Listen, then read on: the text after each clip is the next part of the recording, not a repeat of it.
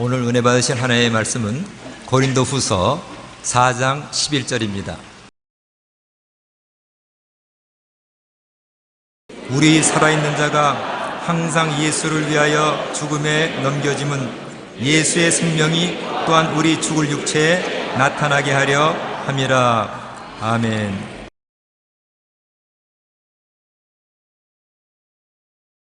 저는 이유 없는 고난이라는 제목으로 여러분과 함께 은혜를 나누겠습니다.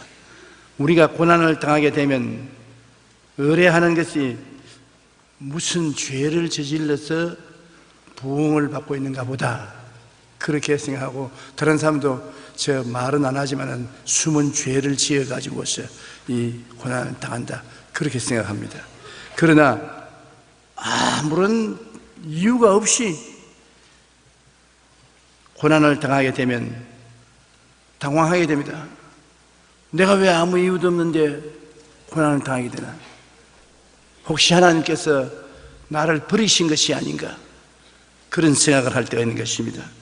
왜 우리는 이유 없는 고난을 당하게 되나요? 첫째로, 주님의 구원의 능력을 나타내기 위하여 이유 없어도 고난이 다가온다는 것입니다. 예수님께서 날 때부터 맹인된 사람에 대한 말씀을 하신 것이 있습니다. 제자들과 함께 거리를 걸어가는데 맹인이 앉아서 구걸하고 있어요. 그래서 제자들이 전통적인 생각으로 예수께 물었습니다. 주님, 이 사람이 맹인이 되어서 구걸하고 있는 것은 자기의 죄 때문입니까? 조상의 죄 때문입니까? 대개 안 되면 조상 탓하지요.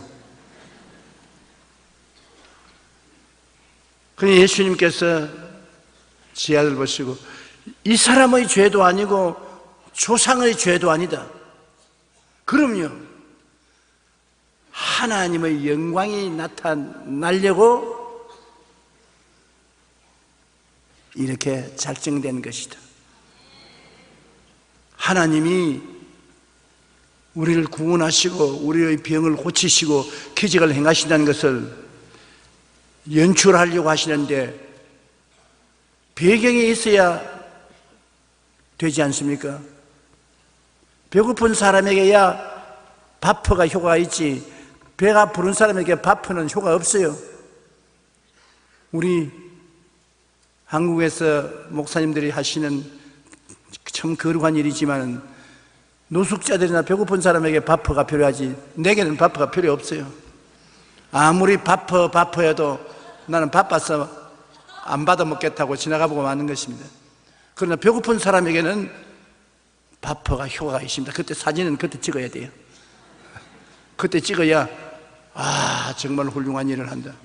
배 안 고픈 사람에게는 사진도 못 찍어요. 안 받아 먹으니까. 주님께서 건강한 사람에게는 의원이 쓸데없고 병든 사람에게야 쓸데있다. 건강한 사람에게 의원이 나 병 고쳐주겠다고 아무리 그래도 소용이 없어요. 안 아프니까. 그런데 이 성경은 주님께서 말씀하기를, 날 때부터 맹인된 이 사람은, 하나님은 기적을 행하시는 하나님, 맹인의 눈도 뜨게 하시는 하나님이라는 것을 나타내기 위해서 이 사람이 맹인으로 태어나게 섭리하시다는 것입니다. 우리가 보기에는 좀 안 됐지만 많은 사람에게 하나님의 영광을 나타내기 위해서 이 사람을 그릇으로 삼으신 것입니다. 이 사람은 손해를 보는 것 같지만은 천당 가면은 아마 보상을 하나님이 해 주실 것입니다. 그러나 우리는 이 사람 장님으로 태어났기 때문에 오늘날 예배 보면서 제가 강단에서 설교할 재료가 있어요. 이거 없으시면 내가 뭘 설교합니까? 장님의 눈뜨게 한 하나님이 계십니다.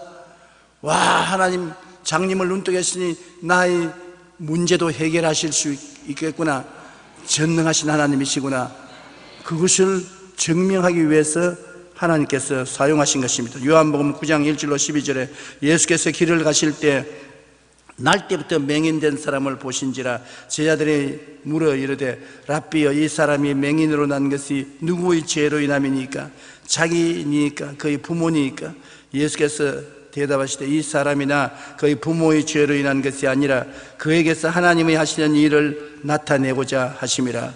때가 아직 낮음에 나를 보내신 이의 일을 우리가 하여야 하리라. 밤이 오리니 그때는 아무도 일할 수 없느니라. 내가 세상에 있는 동안에는 세상의 빛이로라. 이 말씀을 하시고 땅에 침을 뱉어 진흙을 이겨 그의 눈에 바르시고 이르시되 실로암 못에 가서 씻으라 하시니 이에 가서 씻고 밝은 눈으로 왔더라. 이웃 사람들과 전에 그가 거리는 것을 보았던 사람들이 이르되 이는 앉아서 구걸하던 자가 아니냐. 어떤 사람이 그 사람이라 하며 어떤 사람은 아니라 그와 비슷하다 하거늘 자기 말은 내가 그러하니 그들이 묻되 그러면 내 눈이 어떻게 떠졌느냐. 대답하되 예수라 하는 그 사람이 진흙을 이겨 내 눈에 바르고 나더러 실로암에 가서 씻으라 하기에 가서 씻었더니 보게 되었노라. 그들이 이르되 그가 어디 있느냐. 이르되 알지 못하노라 하니라. 자기의 죄나 조상의 죄로 인하여 맹인으로 태어난 것이 아니라 하나님의 치료의 영광이 나타나기 위하여 맹인으로 태어난 것입니다. 이유 없는 고난 아닙니까? 맹인될 만한 이유가 없어요. 죄를 짓지 않았었어요. 하나님의 영광을 나타내기 위한 그릇으로 태어났으니까 틀림없이 하늘에 대한 보상이 많이 있을 것입니다. 오늘 읽은 성경 말씀에 보면 우리가 항상 예수를 위하여 죽음에 넘겨오면 예수의 생명도 우리 죽을 육체에 나타나게 하려 함이라고 말씀했습니다. 예수님을 위해서 우리의 삶 속에 죽음이 다가온다는 것입니다. 그 죽음이 다가와야 예수님이 살리는 영광이 나타날 수 있다는 것입니다. 솔직히 말해서 저는 해외 선교를 나가서 한참 선교해야 되는데 몸이 굉장히 아플 때가 많이 있습니다. 열이 나고 몸이 아픕니다. 당장 제일 먼저 생각하죠. 내가 무슨 죄를 지었냐, 내가 하나님께 매를 맞냐. 생각해봐도 죄 진 것이 없어요. 죄 없다고는 말할 수 없지요. 죄를 짓지 않는 의인은 없다고 말할 수 있으니까. 그러나 내가 특별히 무슨 열을 나게 하고 얻어맞게 할 죄를 지은 것은 없습니다. 그러나 열이 고침을 받고 몸이 나아야 기다리고 있는 사람들에게 나가서 복음을 증하기 때문에 무엇을 하느냐? 하나님을 찾고 하나님께 의지하는데, 건강할 때는 의지하지 않고 어슬렁어슬렁 있다가 성경책 들고 설교하러 가는데, 아프니까 설교하다가 넘어지면 안 되겠으므로 결사적으로 기도하고 매달리는 것입니다. 그러니까 능력도 나타나고 은혜도 쏟아집니다. 병자 외엔 기도할 때 많은 병자들이 나았다고 손들 때 나도 속으로 늘 말하기를 하나님 저도요 지나지 마시고 저도 고쳐주시옵소서. 그래서 예배를 마치고 난 다음 호텔에 돌아오면 병도 낫고, 그날 하나님의 능력이 크게 나타나는 것은 내가 약할 때 하나님께 의지했기 때문인 것입니다. 그러므로 예수를 위하여 죽음에 넘겨온다 했습니다. 여러분, 빛이 나타나려면 무슨 배경이 있어야 됩니까? 저 대신 설교 한번 해보십시오. 빛이 나타나려면 뭐가 있어야 돼요? 어두움이 있어야 돼. 어두워야 팍 빛이 나면 야 빛이다. 항상 밝으면 빛이 어떤 것인지 설명해도 못 알아듣습니다. 그리고 낮이 어떻다는 것을 여러분 설명을 하려면 어떻게 합니까? 밤이 있어야지요. 밤이 있으면 그 다음 낮이 밤으로 말미암아 증명되는 것입니다. 어떠한 사람이 잘 사는 사람입니까? 배가 고파봐야 잘 먹고 잘 입고 잘 살 때 고마운 것을 알게 되는 것입니다. 오늘 이 예배 미국의 TYK 그룹 김태현 회장님 일행이 참석을 했습니다. 나는 김태현 회장님의 생애에 관해서 옛날부터 이야기를 듣고 잘 알고 있습니다. 미국에 건너갈 때 빈손 들고 건너갔습니다. 그리고 어떻게 했냐, 나머지 식모살이부터 시작한 것입니다. 오늘날은 수십 개의 회사를 거느린 회장이요 거부가 되었습니다. 그렇기 때문에 우리들이 김태현 회장을 보면 존경을 합니다. 가난한 헐벗고 굶주린 자리에서 오늘날 회사를 수십 개 거느린 회장이 되었다. 입지전적인 인물이다. 이야, 훌륭하다. 그런데 처음부터 부자로 갔으면 그런 것 할 재간이 없어요. 왜냐하면 부자로 있는 사람이 뭘 칭찬받아요. 잘 먹고 잘 입고 잘 사는 것은 지가 부모 덕분에 부자로 있었으니까 그렇지, 그렇게 말할 수 있잖아요. 우리 김 회장을 한번 일어나 보십시오. 여기 어디 있을 거야. 네.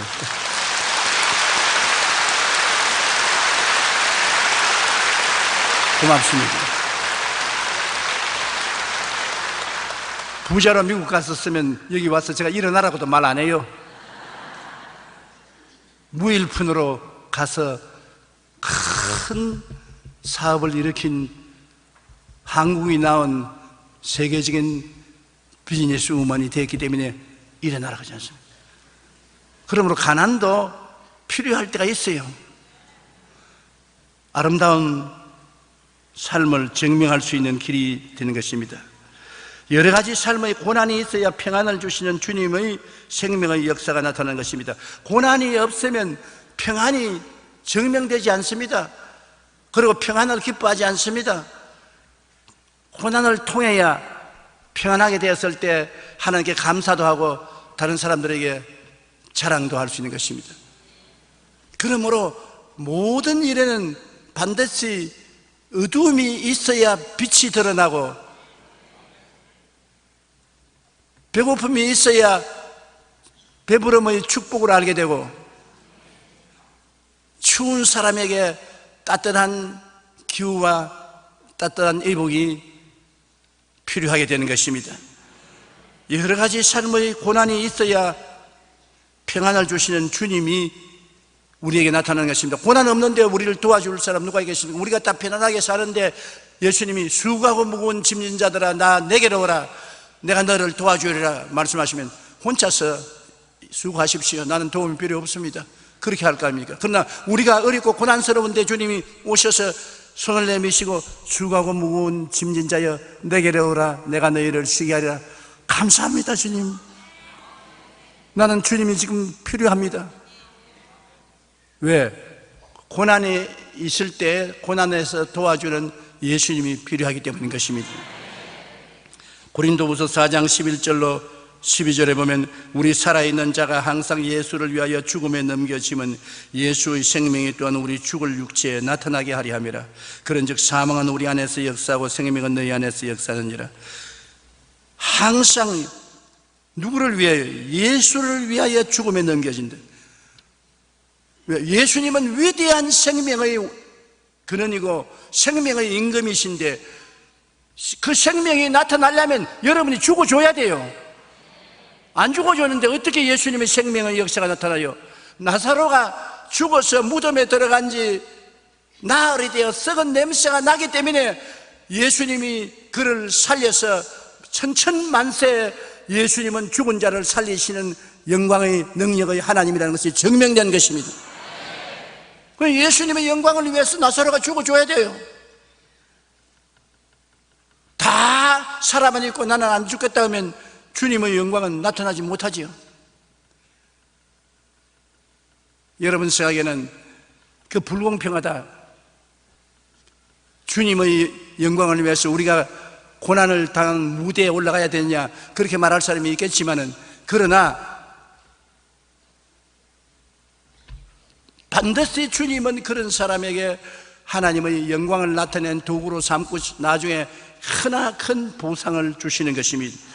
하나님을 위해서 고난당한 사람 주님께서 빈손 들고 가도록 만들어 놓지 아니하는 것입니다. 풍랑을 잠잠케 하신 예수님에 대한 말씀이 성경에 기록되어 있습니다. 오늘 2부 3부에 우리 당회장 이영훈 목사님이 풍랑을 잠잠케 하신 예수님에 대한 설교를 하는데, 저는 텔레비를 통해서 내 방에 앉아가지고서 보고 듣고 크게 감동을 느꼈습니다. 그런데 그 설교를 들으면서 내가 생각하기를, 참 옛날에 제 아들이 풍랑 만난 거 잘했구나. 그때 풍랑 만난 이 사건이 없었으면 오늘 저런 설교를 할 재료가 없을 것인데, 다행히 풍랑을 만났기 때문에 이 목사님이 그것을 가지고 설교를 만들 수 있었다. 그리고 나에게는 큰 축복과 도움이 되는 것입니다. 50년 목회를 한 조용기에게 도움이 되는데 평신도에게 도움이 안 될 택이 있어요. 그러니까 그때 12제자가 풍랑 만난 거 잘 만났어요. 나 나중에 천당 가면 베드로를 위시해서 12제자에게 고맙다고 인사를 내가 해야 되겠어. 마가복음 4장 35절로 37절에 그날 저물 때 제자들에게 이르시되 우리가 저편으로 건너가자 하시니 그들이 무리를 떠나 예수를 배에 계신 그대로 모시고 가며 다른 배들도 함께 가더니 큰 광풍이 일어나며 물결이 배에 부딪혀 들어와 배에 가득하게 되었더라. 예수께서는 고물에서 베개를 빼고 주무시더니 제자들이 깨우며 이르되 선생님이여 우리가 죽게 된 것을 돌보지 아니하시나이까 하니 예수께서 깨어 바람을 꾸짖으시며 바다 들어 이르시되 잠잠하라 고요하라 하시니 바람이 그치고 아주 잔잔하여지더라. 여러분의 인생의 배가 풍랑을 만나도 예수님만 계시면 오케이, 잠잠해지는 것입니다. 문제는 예수님 안 계시는 게 문제지, 예수님이 같이 계시는데 문제될 것이 없습니다. 예수님은 하늘과 땅을 지으신 하나님이시기 때문에. 그런데 이 제자들이 예수님을 모시고 있었는데 왜 풍랑을 만났냐고 묻는 사람인데, 여기 보십시오. 예수님을 모시고 있어도 예수님이 주무시고, 제자들이 자기들끼리 이야기에 재미가 있어서 예수님 주무시도록 내버려 놓은 것입니다. 예수님하고 이야기를 해줘야죠. 배를 타고 주님하고 재미있는 하나님의 나라 말씀을 나누었더라면 예수님이 풍랑이 이르도록 허락하지 않았을 것입니다. 예수님 내버려 놓고 자기들끼리 이야기를 합니다. 오늘날 예수 안 믿는 것은 아닙니다. 예수를 믿기는 믿는데, 그러나 주일날 한번 와서 인사만 하고 가고 집에 들어가면 예수님 온 데 간 데 없고 일주일 내내 자기 혼자 가족들과 사업이나 하고 생활이나 하다가 풍랑을 만납니다. 나 예수 믿는데 왜 풍랑 만나느냐? 예수님이 그 집에 들어가서 보니 아무도 상대를 해주지 않으므로 그 집에서 주님은 주무시고 마는 것입니다. 깨워 일으켜야 돼요. 어떻게 깨워 일으켰냐? 회개를 해야 되는 것입니다. 그리고 찬송을 하고 기도를 하여 너희는 내게 부르짖어라. 내가 내게 응답하겠고 내가 알지 못하는 크고 비밀한 일을 보여주려고 했는데, 예수님을 깨워 일으키면 주님이 풍랑을 꾸짖으시고 풍랑이 잠잠해지고 만 것입니다. 그러면 그 사건을 성경에 기록해 놓았기 때문에 오늘날 우리가 그 성경을 읽고 교훈을 받고, 아, 예수님이 나와 같이 계시지만은 주무시면 안 되겠구나. 예수님 주무시지 마세요. 내 새벽 기도도 하고 낮에도 기도하고 저녁에도 기도하고 성경도 읽고 찬송도 하니까 주님 주무시지 말고 나와 함께 해 주시옵소서. 그래서 예수님을 주무시지 않게 만들 수가 있다는 것입니다. 둘째로, 고난이 왜 이유 없이도 다가오느냐 하면은 주님을 간절히 찾게 하기 위한 것입니다. 등 따쓰고 배부르면 하나님 안 찾잖아요. 삶의 해답을 누가 갖고 계십니까? 예수님이 갖고 계시지 않습니까? 그러므로 고통당하여 삶의 해답을 가진 예수님을 찾아가서 예수님을 간절히 찾게 되는 것입니다. 십자가 대속의 오중복음과 삼중축복을 알고 우리가 그 은혜의 하나님 되시는 예수님을 찾아가게 되는 것입니다. 죄 있는 사람은 중생의 복음을 주시는 예수님께 찾아가서 용서와 의를 얻게 되고, 성결과 성령 충만을 원하는 사람은 성령 충만의 복음을 주신 예수님께 찾아가서 기도하고 구하면 거룩하고 성령 충만을 얻게 되고, 신유의 복음을 치료받고 건강을 원하는 사람이 예수님께 찾아가서 구하면 신유를 얻게 되고, 축복의 복음은 아브라함의 복과 형통을 얻기 위해서 예수님을 찾아가면 저주에서 해방되고 아브라함의 복을 얻게 되는 것이고, 재림의 복음을 원하는 사람은 부활 영생 천국을 간절히 찾고 예수님께 나아가면 주님 앞에서 부활 영생 천국을 얻게 되는 것입니다. 문제를 당해야 해답을 사람은 찾게 되는 것입니다. 문제 없는데 왜 하나님을 찾아요? 문제가 있으니까 찾지. 천부여 의지 없어서 손들고 옵니다. 낭패와 실망당한 뒤에 예수께로 손들고 나오게 되는 것입니다. 마태복음 11장 28절에 수고하고 무거운 짐자들아 다 내게로 오라 내가 너희를 쉬게 하려고 말씀인데, 여기에 수고하고 무거운 짐을 진 자들이 오는 것이지, 수고하고 무거운 짐이 없는 사람은 짐을 벗겨주는 예수님께 찾아오지 않습니다. 내가 짐이 없는데 뭘 주님 찾아가서 짐 벗겨달라고 그러겠습니까? 무거운 짐이 있으니까 짐 벗겨달라고 하지요. 에레미야 29장 12절로 13절에 너희가 내게 부르시며 내게 와서 기도하면 내가 너희들의 기도를 들을 것이요 너희가 온 마음으로 나를 구하면 나를 찾을 것이요 나를 만나리라. 기도하고 마음을 다해서 주님을 구하고 찾으면 주님을 만나게 될 것이라고 말한 것입니다. 그렇게 간절한 마음으로 주님을 구하고 찾는 사람은 답답하기 때문에 그런 것입니다. 자기 집 우물이 마른 사람이 물 구하러 가지, 자기 집 우물에 물이 콸콸 솟아오르는데 물 구하러 가지 않는 것과 같은 것입니다. 야고보서 5장 11절에 너희 중에 고난당하는 자가 있느냐? 그는 기도할 것이요. 고난을 당하야 기도하지, 고난 안 당하면 기도 안 합니다. 고린도전서 10장 13절에 사람이 감당할 시험 밖에는 너희가 당한 것이 없나니 오직 하나님은 미쁘사 너희가 감당치 못할 시험 당함을 허락지 아니하시고 시험 당할 즈음에 또한 피할 길을 내사 너희로 능히 감당케 하시느니라. 시험을 피하고 시험을 이기고 시험을 감당한다는 것은 시험이 있기 때문에 그런 것입니다. 시험이 없으면 피할 필요도 없고 감당하려고 발버둥 칠 필요도 없는 것입니다. 학교도 마찬가지입니다. 우리가 학교 다닐 때 왜 밤을 새워가며 머리띠 두르고 열심히 공부했습니까? 시험 치려고. 시험이 없으면 공부 안 해요. 그러나 시험이 있기 때문에 열심히 시험을 잘 치려고 애를 쓰고 공부를 하는 것입니다. 의인은 고난이 많으나 야훼께서 그 모든 고난에서 건지신다. 고난이 많아야 하나님이 건지시는 은혜도 많이 체험할 수가 있는 것입니다. 고난이 없으면 하나님의 은혜를 체험하지 못해요.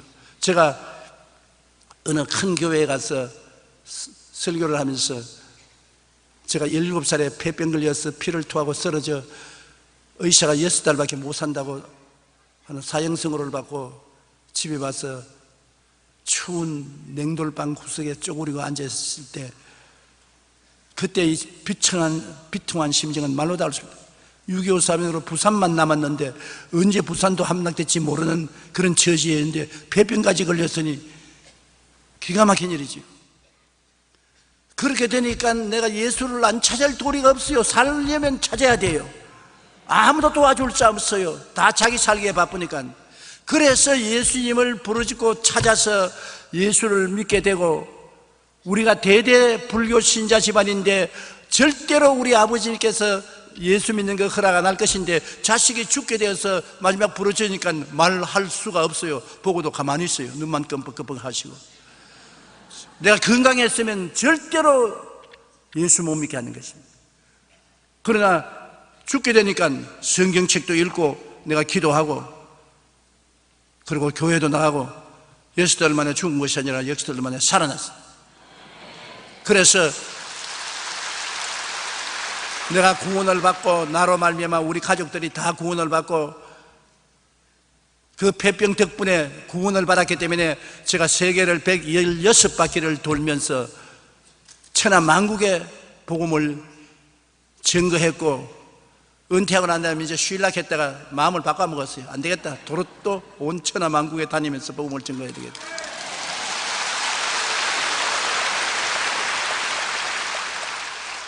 그 이야기를 설교했더니만 나중에 목사님이 내게 와서 꿀안지가 안수를 해달라고 그래요.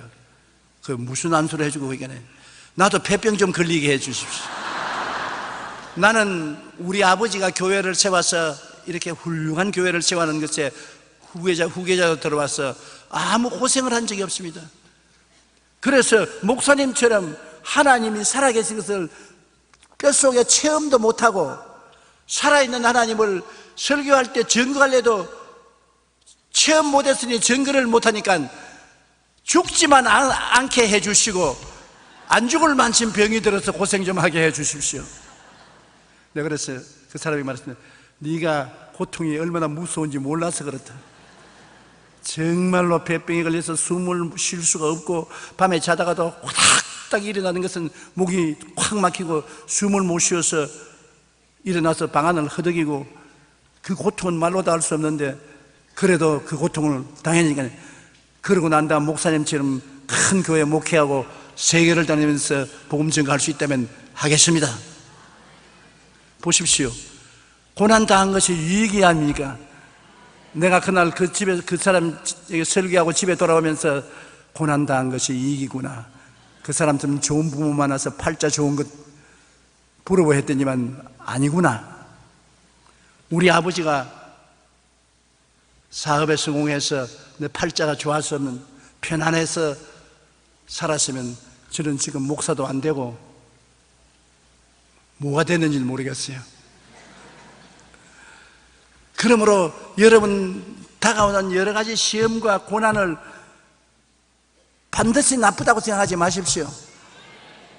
시험과 고난은 여러분에게 하나님이 복을 주시기 위해서 그릇을 준비하는 것입니다. 그릇이 없이 어떻게 복을 줄 수 있는 것입니까? 그릇을 준비하고 난 다음에야 그 그릇에 복을 담아 주시는 것입니다. 주님의 지팡이와 막대기가 나와 같이 있는 것을 주님이 나타내려면 내가 사망의 엄침한 골짜기로 지나가야 되는 것입니다.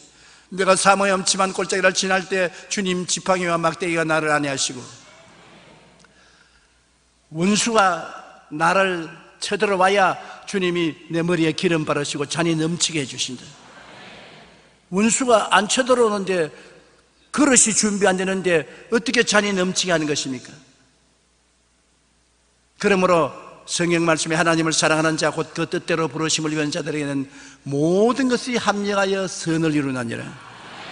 좋은 것은 좋아서 좋고 안 좋은 것은 주님이 좋게 만들어 주실 것이니까 좋습니다. 여러분, 우리가 고난당하면 그 해답을 가지고 계신 주님을 찾게 되는 것입니다. 병이 들면 치료의 주님을 찾고 실패하면 승리의 주님을 찾고 죽음 앞에서 부활의 주님을 찾는 것입니다. 주님만이 삶의 해답을 갖고 계시기 때문인 것입니다. 셋째로, 강한 믿음을 갖게 하기 위하여 우리가 고난을 당하게 되는 것입니다. 성경에는 사방으로 우겨삼을 당하여도 쌓이지 아니하며 답답한 일을 당해도 낙심하지 아니하며 핍박을 받아도 버림받지 아니하며 거꾸로 때림을 당해도 망하지 아니하고 우리가 항상 예수의 죽음을 몸에 짊어지면 예수의 생명도 우리 몸에 또한 나타나게 하려 함이라. 베드로전서 5장 10절에 모든 은혜의 하나님 곧 그리스도 안에서 너희를 부르사 자기의 영원한 영광에 들어가게 하신 이가 잠깐 고난을 당한 너희를 친히 온전하게 하시며 굳건하게 하시며 강하게 하시며 틀을 견고하게 하시리라. 고난을 당하게 하시고 난 다음에 주님께서는 친히 온전하게 만들어주시고 굳건하게 하고 강하게 하고 견고하게 만드는 은혜를 베풀어 주시는 것입니다. 고린도후서 4장 16절로 18절 우리 다 같이 한번 읽어보십시다.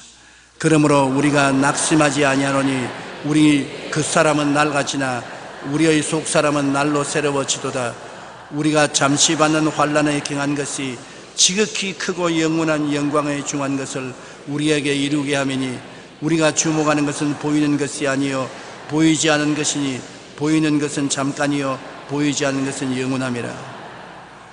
보이지 않는 이 세상에 고난이 다가오면 보이지 않는 천국이 마음속에 보이게 된다는 것입니다. 하나님 말씀을 사모하고 하나님을 찾게 되는 것은 이 세상에 눈에 보이는 것이 사라질 때 그러한 역사가 일어난다는 것입니다. 고난당할 때 우리는 영원한 천국의 품을 찾게 되는 것입니다. 이번에 13장 5절에 내가 결코 너를 버리지 아니하고 너를 떠나지 아니하라고 말씀한 것입니다. 한국 교회 통계를 보면 1995년 국민소득 1만 불이 넘으면서 교회 출석률이 40%로 떨어진 것으로 나타났습니다. 생활에 여유가 생기자 사람들은 주일에 산으로 들로 사업장으로 가는 것입니다. 기도원도 마찬가지였어. 국민소득 1만 불이 된 다음 기도원 출석률도 역시 30%로 떨어져서 열악한 기도원들은 모두 문을 닫아야만 했습니다. 그런데 놀랍게도 우리나라 교인이 출석률이 가장 좋았던 때가 6.25 사변이 일어났을 때 전쟁으로 온 국민이 어마어마한 고통과 괴로움을 겪을 때 교회 출석률은 95%였었습니다. 고난이 닥치자 영혼의 구원의 불길이 타올랐던 것입니다. 사람들은 고난을 당하고 고통스럽고 괴로워해야 하나님을 찾고 하나님께 가까이 옵니다. 좀 잘 먹고 잘 입고 잘 살게 되면 그만 하나님께로 향한 마음이 식어지고 느슨하게 되고 하나님을 뜨겁게 찾지 않습니다. 그렇기 때문에 하나님께서는 우리로 하나님을 간절히 찾게 하고 강한 믿음을 갖게 하기 위하여 고난을 허락해 주시는 것입니다. 제가 정기적으로 병원에 가서 종합검진을 받습니다. 그런데 나이가 수월치 않게 먹었으니까 젊은 의사들이 나를 벗겨놓고 난 다음 만져보고 와, 나이 많으신 목사님이 근육이 꽤 붙었는데요. 반드시 그 말을 해요. 그럴 때마다 내가 하는 말이 내가 아령도 하고 무거운 거 엮기도 들고 그렇게 하기 때문에 근육이 붙습니다. 꾸준히 하세요. 그 보십시오. 육체도 고난을 자꾸 가하면 근육이 붙어요. 이걸 편안하게 놔주면 근육이 붙지 않아요. 우리의 영혼도 고난을 당하면 믿음이 강해져요. 고난을 당하지 아니하면 기도도 하지 않게 되고 하나님을 찾지 않고 성경도 읽지 않게 되고 영적으로 신앙이 약해져요. 그러므로 하나님도 정말 참 우리를 다스리기 힘드실 것입니다. 좀 잘되게 만들어 놓으면 신앙이 떨어지고 또 신앙이 떨어지면 못 살겠다고 또 온갖 몸부림을 치고 부르짖고 그러니 잘되게 해도 큰 문제고 안 되게 해도 문제고 정말 우리 아버지 하나님 고생 많이 하십니다. 그래도 잘되게 해 주십시오.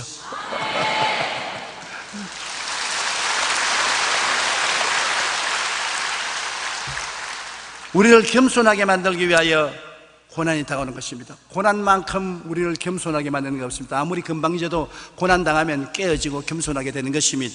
바울 선생이 육신의 가시에 대한 말을 했습니다. 고린도후서 12장 7절로 10절에 여러 계시를 받은 것이 지극히 크므로 너무 자만하지 않게 하려고 내 육체의 가시 곧 사탄의 사자를 주었으니 이는 나를 쳐서 너무 자만하지 않게 하려 하심이라. 이것이 내게서 떠나기를 위하여 내가 3번 주께 간구하였더니 나에게 이르시기를 내 은혜가 내게 족하도다. 이는 내 능력이 약한 데서 온전하여짐이라 한지라. 그러므로 도리어 크게 기뻐함으로 나의 여러 약한 것들에 대하여 자랑하리니 이는 그리스도의 능력이 내게 물게 하려 함이라. 그러므로 내가 그리스도를 위하여 약한 것들과 능력과 궁핍과 박해와 공고를 기뻐하노니 이는 내가 약한 그때에 강함이라.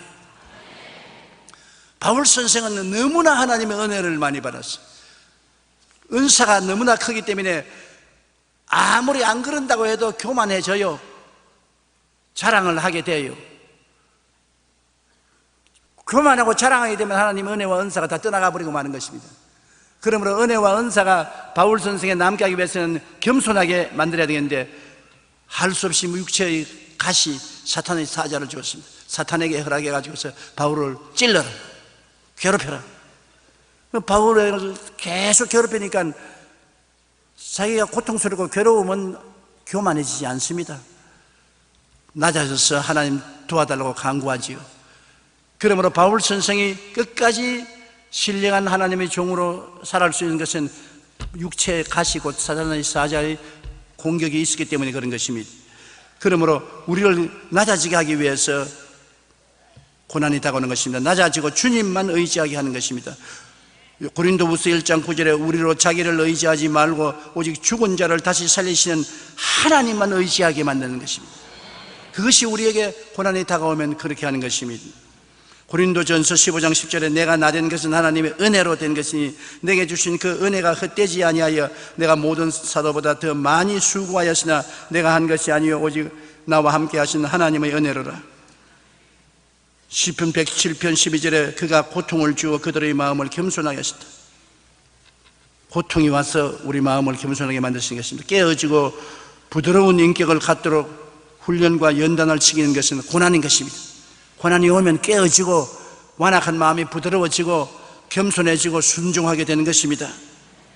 야고보서 1장 2절로 4절에 내 형제들아 너희가 여러 가지 시험을 당하거든 온전히 기쁘게 여기라. 이런 너희 믿음의 시련이 인내를 만들어내는 줄 너희가 알미라. 인내를 온전히 이루라. 이는 너희로 온전하고 구비하여 조금도 부족함이 없게 하리 함이라. 완전한 인격자를 만들기 위해서 고난의 학교에서 훈련을 받는 것입니다. 고난은 우리를 하나님 형상에 걸맞는 사람이 되게 교육시키는 교육장인 것입니다. 히브리서 12장 11절에 무릇 징계가 당시에는 즐거워 보이지 않고 슬퍼 보이나 후에 그로 말미암아 연단받은 자들은 의와 평강의 열매를 맺느니라. 유대인들은 여러 가지 축제가 있는데 유월절이라는 축제가 있습니다. 유대인들이 애굽에서 430년 종살이 하다가 모세를 따라 300만이 홍해를 건너서 광야를 지나 가나안 땅으로 들어온 것을 기념하는데, 그때 대표적인 음식이 쓴 나물과 무교병과 삶은 달걀을 꼭 먹어야 되는 것입니다. 그런데 쓴 나물은 왜 먹어야 하냐면 애굽에서 430년 종살이하는 생활이 쓰디쓴 삶이었. 잊지 말라. 종살이 할 때가 얼마나 썼다는 잊지 말라. 다시는 종살이 하지 말라. 그리고 무교병은 발효되지 않는 떡입니다. 그냥 누룩이 들어가지 않은 떡인데 빨리 밤에 애굽에서 나온다고 그냥 떡반죽을 막 해가지고 그대로 보따리에 싸서 이렇게 걸머쥐고 나왔지 발효할 시간이 없기 때문에 누룩 없는 떡을 먹었습니다. 그것을 먹어라. 그 다음 계란을 먹는데 계란을 그저 먹지 말고 삶아서 먹어라. 그럼 왜 계란은 꼭 삶아서 먹어야 되냐? 여러분, 다른 물건은 다 삶으면 어떻게 되는 것입니까? 부드러워지지요. 그런데 삶을수록 단단해지는 것은 뭡니까? 계란입니다. 그럼 왜냐? 이스라엘 백성이 광야를 지나오면서 엄청나게 고생을 했다는 것을 잊지 마라. 그 고생을 통해서 너희가 남았다. 그래서 너희가 믿음이 강해지고 신앙이 튼튼해진 것은 고난을 통해서 된 것이다. 광야를 통해서 된 것이다. 하나님께서는 우리로 강한 믿음을 갖게 하시기 위하여 고난을 주시는 것은 이스라엘 백성들이 계란을 삶아 먹는 것과 같은 것입니다. 우리는 고난을 통해야 믿음이 강해지는 것입니다. 예수님의 뜻을 이루기 위하여 주님은 고난이라는 교육 과정을 통하게 하십니다. 고난을 당하면 당할수록 고난을 이기게 하시는 예수님을 알게 되고 체험하게 됩니다. 고난이 있어야 축복도 따라오는 것입니다. 적은 축복은 적은 고난을 통해서, 중간쯤 축복은 중간쯤 고난을 통해서, 많은 고난은 반드시 많은 축복을 하나님이 예배해 놓으신 것입니다. 이는 다 너를 낮추시며 너를 시험하사 마침내 내게 복을 주려 하심이라. 마침내 복을 주려는 하나님의 프로그램이 있기 때문에 고난을 주신 것입니다. 고난을 받아들여서 변화받지 못하면 하나님의 축복을 받지 못하게 되는 것입니다. 스위스의 법학자요 철학자인 힐티는 말하기를 대개 행복한 때보다 고난의 때에 하나님은 더 가까이 계신다. 그래서 행복한 때보다 고난을 처한 때가 신앙에 더 좋다. 칼빈은 이 세상에 고통이 많은 것은 천국을 사모하는 마음을 가지게 하기 위해서라. 마르틴 루터는 고난은 축복을 갖다 주는 지름길이라고 말했습니다. 고난은 축복을 싸고 있는 보자기입니다. 고난이 있어야 축복이 따라오는 이유는 축복을 싸서 오는 보자기가 고난입니다. 보자기를 싹 펼치면 축복이 쏟아져 나오는 것입니다. 그러므로 사랑하는 성도 여러분, 이유 있는 고난도 좋고 이유 없는 고난도 좋습니다. 고난 당할 때 원망, 불평, 탄식하지 마시고 감사하고 하나님을 찬미하고 하나님의 더 위대한 축복이 올 것을 생각하고 꿈꾸고 믿고 입술로 고백하는 여러분 되시기를 주의 이름으로 축원합니다. 오늘 은혜 받으실 하나님의 말씀은 야고보서 5장 11절 말씀입니다. 보라, 인내하는 자를 우리가 복되다 하나니 너희가 욥의 인내를 들었고 주께서 주신 결말을 보았거니와 주는 가장 자비하시고 긍휼히 여기시는 이시니라. 아멘.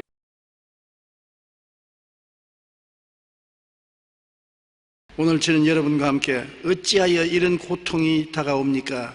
이 제목으로 은혜의 말씀을 나누고자 하는 것입니다. 고난에 고난이 겹쳐올 때 그 큰 재난 중에서 우리는 이렇게 부르짖습니다. 주님, 어찌하여 이런 고통이 내게 다가옵니까? 내가 무슨 잘못을 저질렀습니까? 왜 고난에 고난이 다가옵니까? 이런 질문을 던집니다. 어느 자매님이 오랫동안 기다린 끝에 어린 아기를 얻었습니다. 부부가 너무나 기뻐하고 행복해하고 즐거워했는데 얼마 있지 않다가 순식간에 이 아기가 병들어서 그만 천국으로 가버리고 말았던 것입니다. 너무나 큰 슬픔 중에서 산부인과의 도움을 얻어서 재차 임신을 했기 때문에 부부가 크게 위로를 받았는데 산부인과에 가서 엑스레이 검사를 해보니까 임신한 어린아이가 불구자예요. 그래서 너무나 절망에 처해서 제게 편지를 냈습니다. 목사님, 우리 부부가 무슨 죄를 지었기에 첫 아기를 하나님이 데려가시고 난 다음에 그 다음 산부인과 의사의 도움으로 어린아기를 다시 임신했는데 불구자가 되어서 자라나게 되는 게 어떻게 된 일입니까? 무슨 일로 이렇습니까? 대답을 좀 해 주십시오. 그 편지를 받고 저도 망연자실했습니다. 대답할 것이 없어요. 내 마음이 이 편지를 받고 난 다음에 망연자실했을 때 그들 당사자들의 마음의 슬픔은 얼마나 크겠습니까? 여러분, 우리가 구약 성경에 보면 하나님이 포도주와 감람유에 대한 이야기를 많이 하고 계신 것을 알 수 있습니다. 포도주와 감람유를 어떻게 만드는지 여러분 알고 계십니까? 포도주는 먼저 포도를 따서 큰 다랑이에 담아가지고서 발로 밟습니다. 발로 짓밟으면 포도알이 터져서 포도즙이 나와요. 그것을 잘 간직하면 발효해서 포도주가 되는 것입니다. 사람들이 즐겨 먹고 마시는 포도주가 되는 것입니다. 또 감람유는 감람나무에 가서 장대로서 감람나무 열매를 쳐서 떨어뜨려서 그를 주워가지고서 맷돌에 갑니다. 그렇지 않으면 도구통에 넣고 찢습니다. 그렇게 되면 기름이 나오죠. 향기로운 기름이 나오니까 그 기름을 음식 만드는데 조리요로 사용하기도 하고 향료로 사용하기도 하고 몸에 바르기도 하는 것입니다. 감람유나 포도주는 모두 다 자기를 깨뜨려서 얻을 수가 있는 것입니다. 오늘 우리의 신앙생활도 포도주나 감람유같이 향기롭고 즙이 있는 기름이 나오게 하기 위해서는 밟고 터뜨려야 되는 것입니다. 평안하고 안락한 상태 속에서는 포도주와 감람유 같은 하나님과 사람을 즐겁게 하는 향기가 생기지 않습니다. 짓밟히고 깨어지고 터지는 삶의 체험은 우리에게 큰 고통을 주지만 그만큼 우리의 삶 속에 변화를 가져오고 인격적인 향기를 나타내게 만들어주는 것입니다. 그저 평탄한 삶을 살 때는 거기에 안주하여 자기를 되돌아볼 기회가 없기 때문에 통회하고 자복하지 않습니다. 굉장히 마음이 괴통스럽고 괴롭게 되면은 왜 이런 일이 내게 다가옵니까? 내가 무슨 죄를 지었습니까? 자기를 살펴보게 되는 것입니다. 원튼 원치 않든 회개하고 자복하는 시간을 갖게 되는 것입니다. 그래서 회개하고 깨어짐으로 말미암아 자연적으로 향기로운 신앙의 인격을 만들어지는 것입니다. 고난은 종국적으로 봐서 우리에게 손해가 되는 것이 아니라 유익이 된다는 것을 우리는 체험하고 알고 있는 것입니다. 첫째로 우리가 성경 가운데 하나님이 참 훌륭하다고 칭찬한 사람이 엄청난 고난을 당한 사람이 있습니다. 하나님께서 욥을 칭찬하기를 우수 땅에 욥은 온전하고 정직하여 하나님을 경외하며 악에서 떠난 자였고 동방사람 중에 가장 훌륭한 자라고 칭찬했습니다. 그런데 마귀가 와서 욥을 참수했습니다. 욥이 하나님을 잘 섬기고 하나님 앞에 은총을 얻은 것은 하나님이 너무나 축복을 해주시고 그를 보호해 주어서 우리가 해치지 못하게 하기 때문에 그렇지 않습니까? 고난 다가오면 욥도 똑같은 사람인데 하나님을 저주하고 욕할 것입니다. 그래서 하나님이 어디 시험해 보자고 마귀가 내려가서 욥을 쳤는데 욥은 하루아침에 엄청난 고난을 겪게 된 것입니다. 욥기 1장 13절로 22절에 보면 하루아침에 자녀와 재산을 잃었습니다. 하루는 욥이 자녀들이 그 마라들의 집에서 음식을 먹으며 포도주를 마실 때 사환이 욥에게 와서 아뢰되 소는 밭을 갈고 나귀는 그 곁에서 풀을 먹는데 수바 사람이 갑자기 이르러 그것을 빼앗고 칼로 종들을 죽였나이다. 나만 홀로 피하였으므로 주인께 아뢰러 왔나이다. 그 욥이 이 이야기를 듣고 깜짝 놀라서 그는 화닥 일어났을 것입니다. 그런데 그 사람이 말하는 동안에 또 다른 사람이 와서 아뢰되 하나님의 불이 하늘에서 떨어져서 양과 종들을 살라버렸었습니다. 양이 풀을 먹고 종들이 지키고 있는데 하늘에서 벼락이 떨어져 가지고서 순식간에 다 태워버리고 자기만 살았으니 보고하러 왔다고 하셨습니다. 너무나 기가 막혀 있는데 그 말하는 동안에 또 한 사람이 와서 아뢰되 갈대아 사람이 새 무리를 지어 갑자기 낙타에게 달려들어 그것을 빼앗고 칼로 종들을 죽였나이다. 나만 홀로 피하였으므로 주인에게 아뢰러 왔나이다. 이제는 대꾸할 힘도 없었습니다. 그 말을 하는 동안에 또 한 사람이 와서 주인님 큰일 났습니다. 대성통곡을 하면서 당신네 자녀들의 형의 집에서 다 음식을 먹고 포도주를 마시고 있는데 바람이 불어서 폭풍우가 집을 침해 집이 무너져서 바싹 내려앉아서 다 죽었습니다. 나만 홀로 피했기에 부호하러 왔습니다. 그러니 욥이 당한 환난과 고통이라는 것은 일순간에 다 잃어버린 것입니다. 욥은 일어나서 머리를 밀고 옷을 찢고 땅에 엎드려 경배하여 아뢰되 하나님 내가 못해서 빈손 들고 빨가벗고 나왔으니 또 빨가벗고 돌아가는 것도 마땅한 일입니다. 주신 이도 하나님이시요 가지고 간 이도 하나님이시니 범사에 하나님께 영광을 받아 주시옵소서. 욥이 그 극한 환난과 고통 가운데서 하나님을 원망하지를 않았었습니다. 참 신기한 일이에요. 나 같으면 원망했을 건데 욥은 원망을 안 했습니다. 그는 주신 이도 야훼시요 거둔 이도 야훼라고 했었습니다.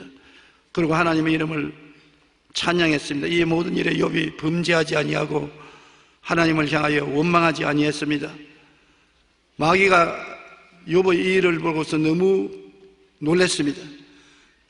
당연히 재산을 다 잃어버리면 하나님을 욕하고 물러갈 줄 알았는데 오히려 하나님 앞에 엎드려 감사하고 영광을 하나님께 돌린 것 보고 마귀는 어찌할 바를 몰랐습니다. 마귀는 고난당하면 하나님을 반드시 원망한다고 생각하기 때문에 사람들에게 있는 것을 빼앗고 고난당하게 하는 것입니다. 마귀가 또 하나님 앞에 섰기에 하나님이 너희의 종 욥을 보았지. 네가 참수해서 이유 없이 모든 재산 다 빼앗고 자식들 다 데리고 갔지만은 원망하지 않느냐. 그러니까 마귀가 하나님 아직 남아있어요. 몸이 건강할 때는 재산 다 잃고 자식을 잃어버려도 원망하지 않지만은 몸을 쳐서 병들게 해보십시오. 자기 몸이 아프면은 원망 안 할 사람 누가 있습니까? 그 하나님이 목숨은 손대지 마라, 몸은 쳐보라 허락을 했습니다. 마귀가 와서 욥을 쳐서 머리끝부터 발끝까지 헌대가 나게 했는데 요사이 과학자들이 말하는 동양성 문둥병이라고 합니다. 온몸이 헌대가 나서 옷을 입고 있을 수가 있었습니다. 잿더미 위에 앉아서 기와자국으로 몸을 긁고 있었습니다. 아주 비참했었습니다. 아무도 그를 위로해 줄 수 있는 처지에 있지 못합니다. 오직 그 아내만 위로할 수 있는데 마귀가 그 아내에게 들어가서 아내가 와서 욥을 보고 아주 눈에 불을 켜고 이를 갈고 덤벼듭니다.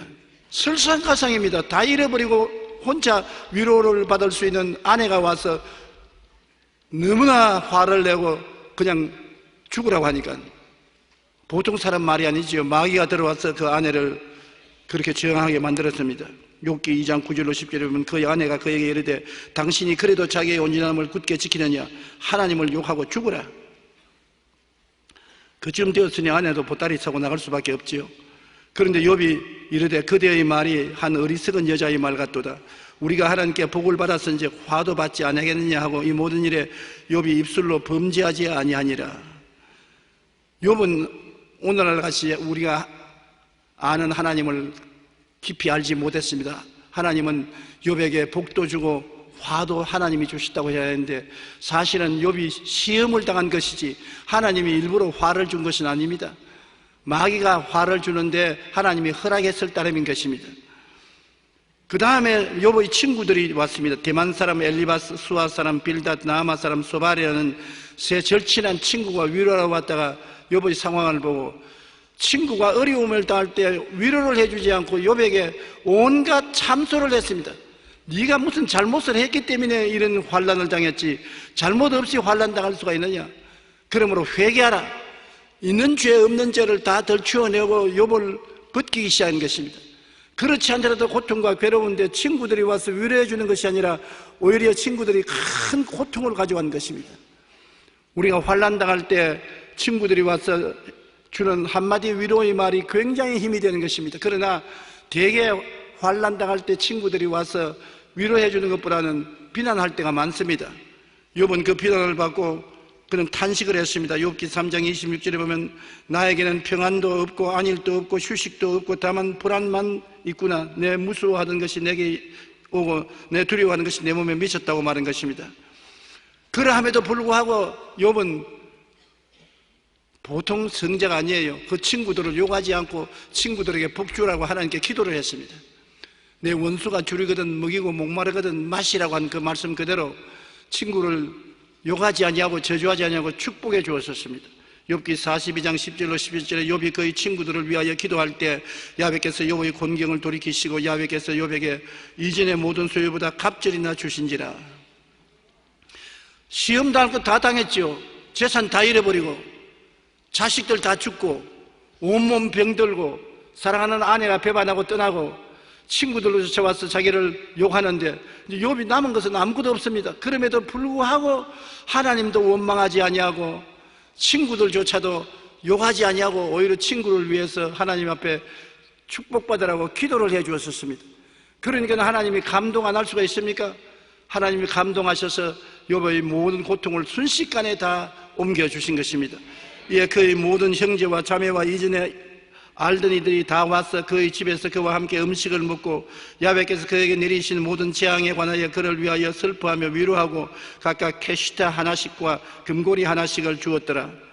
그러고 난 다음 하나님께서 욥의 말년에 욥에게 처음보다 더 복을 주시니 그 양 14,000과 낙타 6,000과 소 1,000결이와 암나귀 1,000을 주었고 배나 받은 것입니다. 또 아들 7과 딸 3을 두었으며 그렇게 욕을 하고 나간 마누라가 또 들어와서 또 자식은 잘 낳았어요.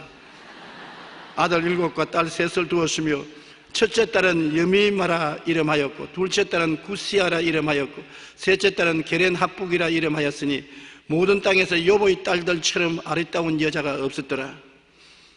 성경에 이렇게 아리따웠다고 찬탄을 하는 거 보면 굉장한 미인이었던 것 같습니다.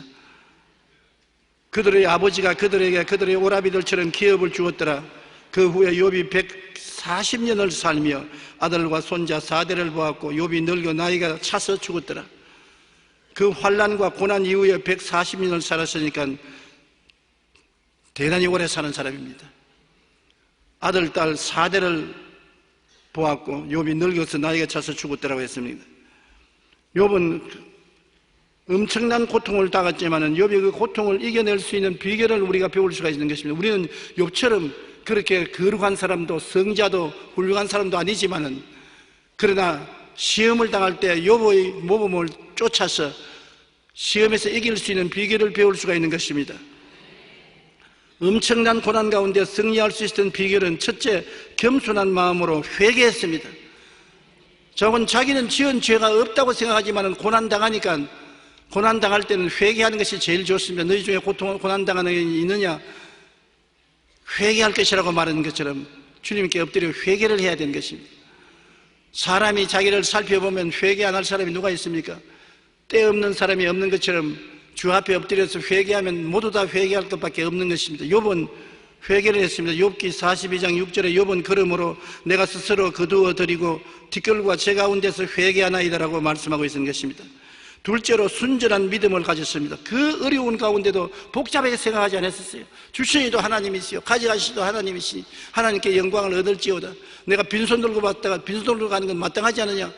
단순하게 생각하지 복잡하게 이론적으로 변명하지 않았습니다. 욥기 2장 3절에 야훼께서 사탄에게 이르시되 내가 내 종 욥을 주의하여 보았느냐. 그와 같이 온전하고 정직하여 하나님을 경외하며 악에서 떠난 자가 세상에 없느니라. 내가 나를 충동하여 까닭없이 그를 치게 하였어도 그가 여전히 자기의 온전함을 굳게 지켰느니라 말씀하셨다. 순전한 믿음, 단순한 믿음은 그대로 가지고 복잡하게 생각하지 아니하고 하나님께 영광을 돌렸다. 셋째로 욥은 끝까지 인내를 했습니다. 중간에 낙심해서 인생을 포기하지 아니하고 자살하지 아니하고 끝까지 인내했던 것입니다. 야고보서 5장 11절에 보라 인내하는 자를 우리가 복되다 하나니 너희 욥의 인내를 들었고 주께서 주신 결말을 보았거니와 주는 가장 자비하시고 긍휼히 여기시는 이신이라고 말씀한 것입니다. 넷째 놀라운 것은 하나님을 원망하지 않았습니다. 그 재산 다 잃어버리고 온 전신에 종기가 나서 잿더미 위에 앉아서 기왓장으로 몸을 긁고 있었으며 사랑하는 아내가 저주하고 떠났으며 친구들이 와서 다 비난하고 공격했으며 어느 곳에 돌이켜 의지할 곳이 없는 그 처지였어도 아무도 원망하지 않았다. 하나님을 원망할 수 있는 처지에 있는데도 불구하고 원망하지 아니한 것입니다. 이것이 우리가 욥에게 정말 배울 수 있는 것입니다. 욥기 1장 22절에 이 모든 일에 욥이 범죄하지 아니하고 하나님을 향하여 원망하지 아니하니라. 우리는 극심한 고난 중에 있을지라도 욥과 같이 회개하고 순전한 믿음을 지키며 끝까지 인내한 믿음을 가지고 기도해야 됩니다. 그럴 때 우리는 정금보다 귀한 믿음을 가지며 하나님께서 큰 은혜와 복을 받는 위대한 승리자가 될 수가 있는 것입니다. 하나님은 욥을 통해서 우리의 신앙의 모범을 보여준 것입니다. 둘째로 우리가 왜 고난에 고난을 당하느냐? 하나님은 우리에게 얼마나 인간이 연약하다는 것을 깨닫게 하기 위해서 그렇게 하신 것입니다. 하나님이 우리를 택해서 복을 주시는 것은 우리가 잘났기 때문에 그런 것이 아니라 못났기 때문에 택하여 주시는 것입니다. 우리가 강하기 때문에 택한 것이 아니라 약하기 때문에 택한 것입니다.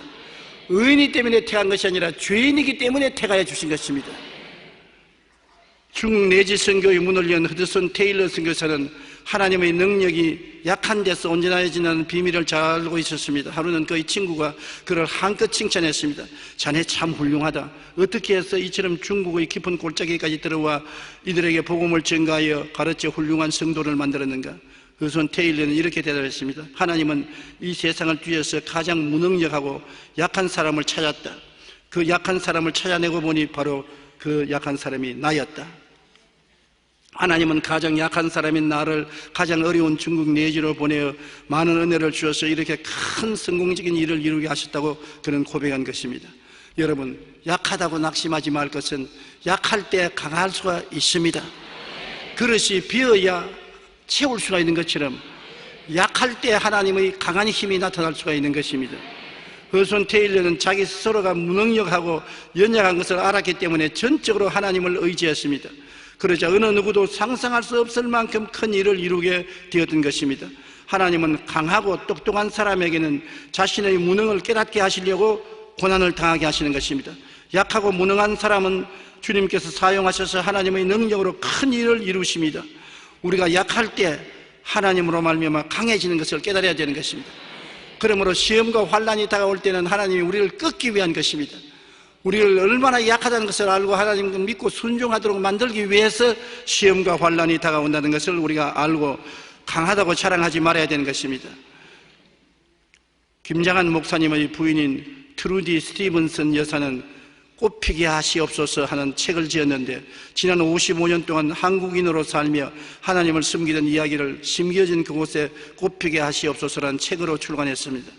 책에 보면 트루디 사모가 2006년 미국의 고향에 갔을 때 다발성 골수 중 암 상기임이 발견되었습니다. 의사로부터 상기암이라고 들었을 때 암이라고 말하네. 그러고 두려워하지 않았었습니다. 수술을 받고 치료하는 과정에 너무나 고통스러웠습니다. 수술 후에 척추 일부를 잘라냈기 때문에 퇴원 후에는 완전히 걸음마부터 다시 배워야 했습니다. 스스로 일어서지도 못하고 발도 못 움직이는데 걸음마부터 한 발자국 두 발자국 그는 걸음마를 배웠습니다. 그러나 평소 아무렇지 않게 행동했던 행동들을 처음부터 다시 알게 해주시고 새 마음을 주시러 자기를 낮추어 주신다고 감사했습니다. 평소에 걸음걸을 때 다 걸으니까 나도 걷는다고 생각했는데 척추가 부상을 입고 걸음을 못 걷다가 한 발자국 두 발자국 걷게 하니까 너무나 감사하고 그럴 때마다 하나님 걷게 해주시니 감사합니다. 발을 뛰게 해주시니 감사합니다. 평소에 잘 걸을 때 감사 못한 죄를 회개합니다. 그런 큰 감사와 변화를 자기에게 가지고 왔다는 것입니다. 얼마 후 몸이 회복되어 산책을 하는데 성령님의 음성이 들려오더랍니다. 만약 내게 이런 고통이 없었다면 나와 이렇게 친밀하게 대화할 수 있느냐? 네가 고통을 당했기 때문에 적은 일에도 내게 감사하고 나와 대화할 수 있지 않게 됐냐? 이런 적은 일에도 감사할 마음이 들었느냐? 내가 지금보다 온유해 줄 수 있었겠느냐? 내가 아파할 때 나 역시 십자가를 지며 걸었고 내가 고통 속에서 울 때 나도 함께 너와 눈물을 흘렸다. 성령이 그렇게 말해서 얼마나 감동했는지 모른다고 그 책에 기록했습니다. 고난은 우리 주님을 더욱 가깝게 해주어 주님의 사랑 안에 더 큰 은혜와 행복을 얻게 한다고 그는 고백한 것입니다. 고난받을 때 비로소 우리의 건강할 때가 얼마나 감사한 일인 것을 깨달아 알게 된다는 것입니다. 사실은 우리 다 걸어다니는 걸 보통으로 알고 있지 않습니까? 뭐 다 일어나 걸어다니는데 걸어다니는 게 뭘 감사하냐?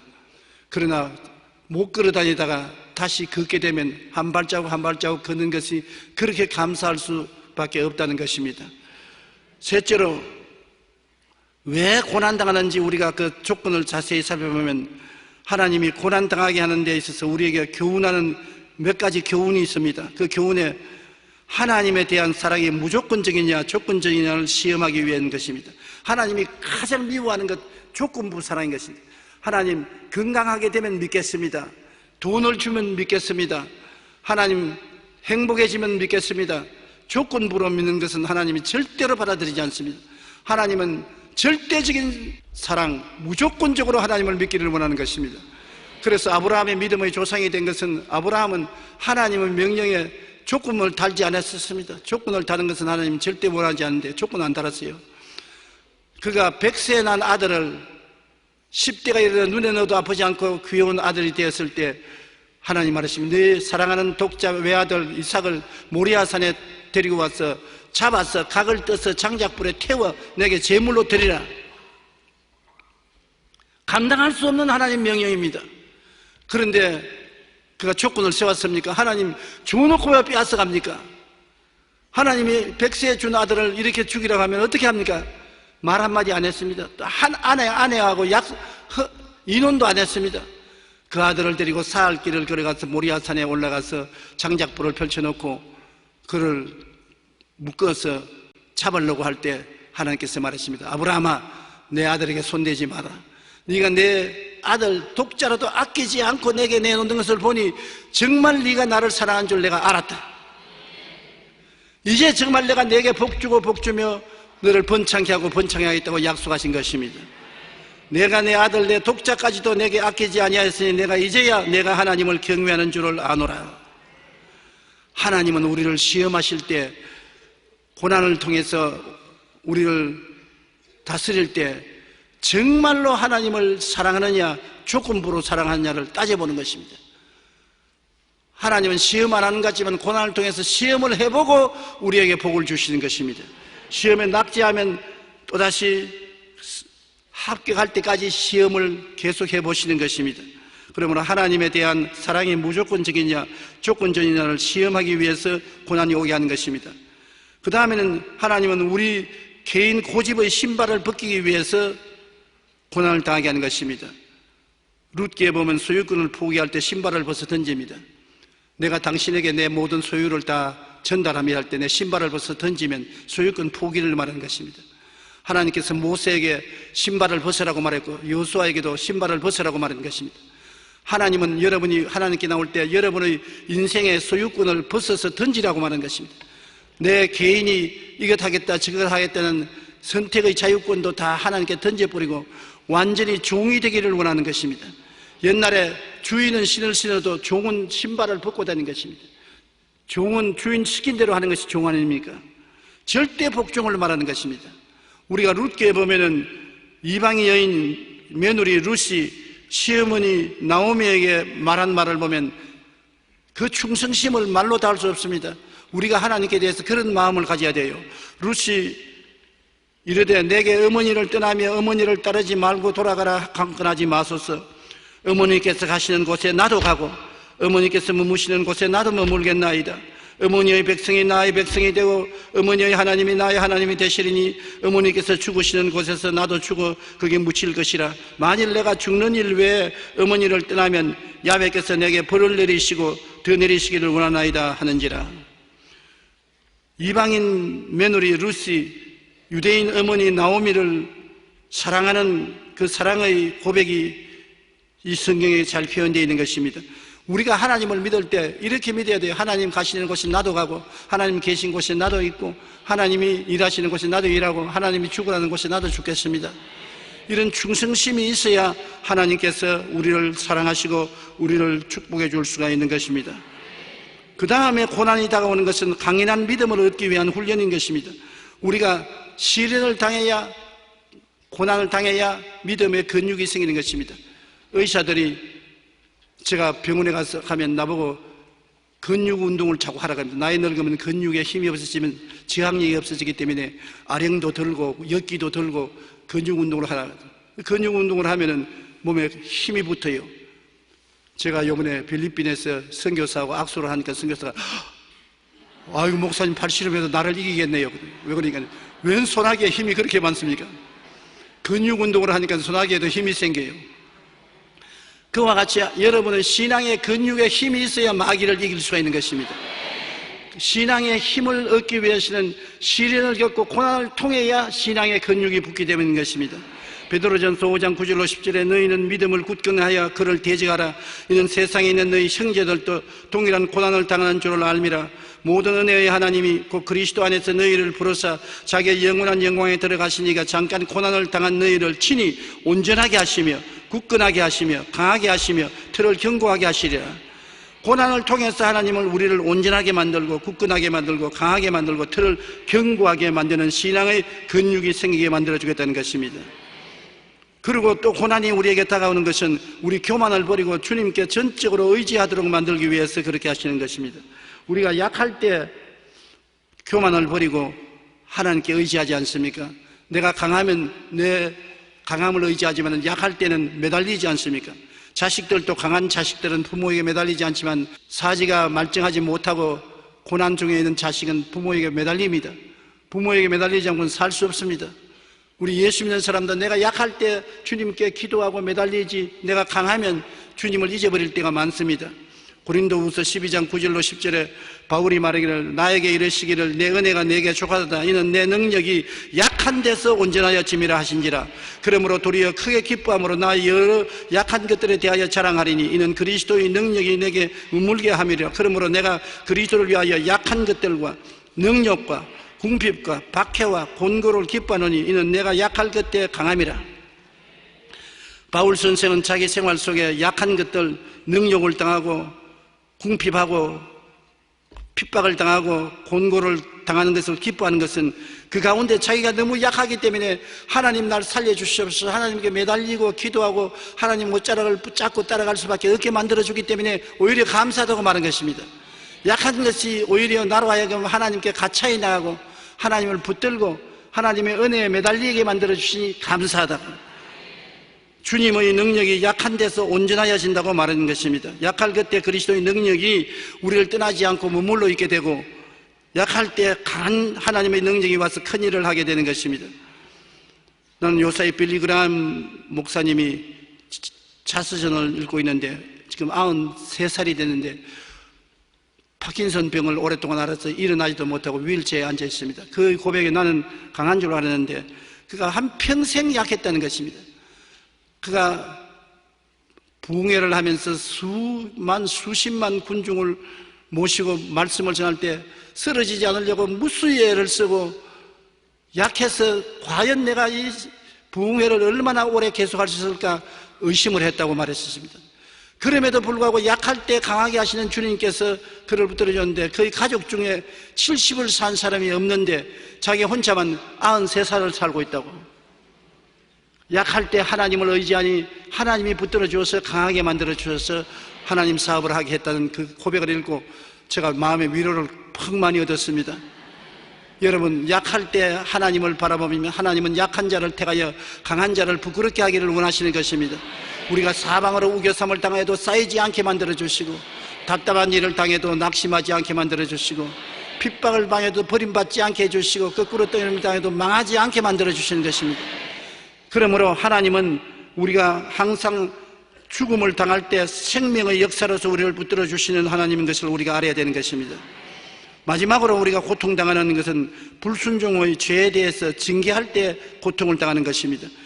우리가 죄를 짓고 불의하고 추악하고 하나님 뜻대로 살지 못할 때 회개시키고 채찍을 드는 것입니다. 그래서 거룩하게 만들어 주시는 것입니다. 히브리서 12장 8절로 11절에 징계는 다 받는 것이거늘 너희에게 없으면 사생자요 친아들이 아니니라. 그들은 잠시 자기의 뜻대로 우리를 징계하였거니와 오직 하나님은 우리의 유익을 위하여 그의 거룩하심에 참여하게 하시느니라. 무릇 징계가 당시에는 즐거워 보이지 않고 슬퍼 보이나 후에 그로 말미암아 연단받은 자들은 의와 평강의 열매를 맺느니라. 후에 거룩하고 의롭고 평강한 사람을 되게 만들기 위해서 주님께서 징계한다는 것입니다. 요사이 학교에 학생들을 채찍질하지 못하게 함으로 교사들이 학생 가르치기가 그렇게 힘이 든다는 것입니다. 우리가 학교 다닐 때는 선생님이 교실에 들어올 때 이만한 몽둥이 하나 들고 들어왔어요. 그러니 몽둥이만 봐도 벌벌 떨리거든. 잘못하면 벌을 쓰게 되고 엉덩이에 몽둥이를 얻어맞고 해서 정신을 바짝 차렸는데 요사이는 그런 징계를 못하게 하고 오히려 학생이 선생을 때려가지고서 선생이 병원에 가서 치료받은 이런 현상이 생겼습니다. 이렇게 되면은 교육이 안 되지요. 잘못하면 채찍도 맞아야 되고 꾸중도 들어야 변화가 되는 것입니다. 훗날 돌아보면 자기를 때려주고 욕해주던 선생님이 가장 자기를 사랑하는 선생님이라는 것을 알 수 있는 것입니다. 하나님은 징계를 통하여 우리에게 의와 평강한 열매를 맺게 만들어 주시는 것입니다. 대개 고난을 당할 때 엎친 데 덮치고 설상가상이 되고 천지가 아득할 때가 많습니다. 이유를 몰론하고 고난당할 때 왜 고난당하는지 그 내용을 스스로 설명할 수가 없습니다. 그때는 오직 주님은 가장 선하신 하나님으로 결과가 반드시 선하게 될 것을 믿고 참는 것입니다. 고난당할 때 니를 깨물고 주먹을 잔뜩 쥐고 참고 결과에 가서 좋게 될 것을 감사하고 나가야 되는 것입니다. 감사하고 참고 회개하고 헌신하고 기다리는 것밖에는 다른 도리가 없는 것입니다. 고난당하면 여러분 원망하고 불평하고 탄식하지 마십시오. 그것이 마귀가 가장 좋아하는 그런 것입니다. 고난 중에서 가장 빨리 해방될 수 있는 것은 고난 중에 감사하는 것입니다. 하나님을 찬양하고 좋은 일이 일어날 것을 믿고 기대하는 것입니다. 긍정적이고 적극적인 생각을 하고 더 좋은 일이 일어날 것을 꿈꾸고 믿고 입술로 고백하게 될 때 고난은 물러가고 여러분에게 좋은 일이 다가오게 되는 것입니다. 우리는 고난당할 때 하나님이 버리지 않았다는 증거가 되는 것입니다. 사생자를 누가 징계합니까? 친자식은 징계하지 않는 부모가 없지 않아요. 하나님이 여러분 친자식이기 때문에 징계함으로 고난이 하나님의 사랑의 손길이라는 것을 잊지 마시기 바랍니다. 우리 예수님 안에 하나님은 반드시 우리 버리지 아니하고 우리와 같이 계신 것입니다.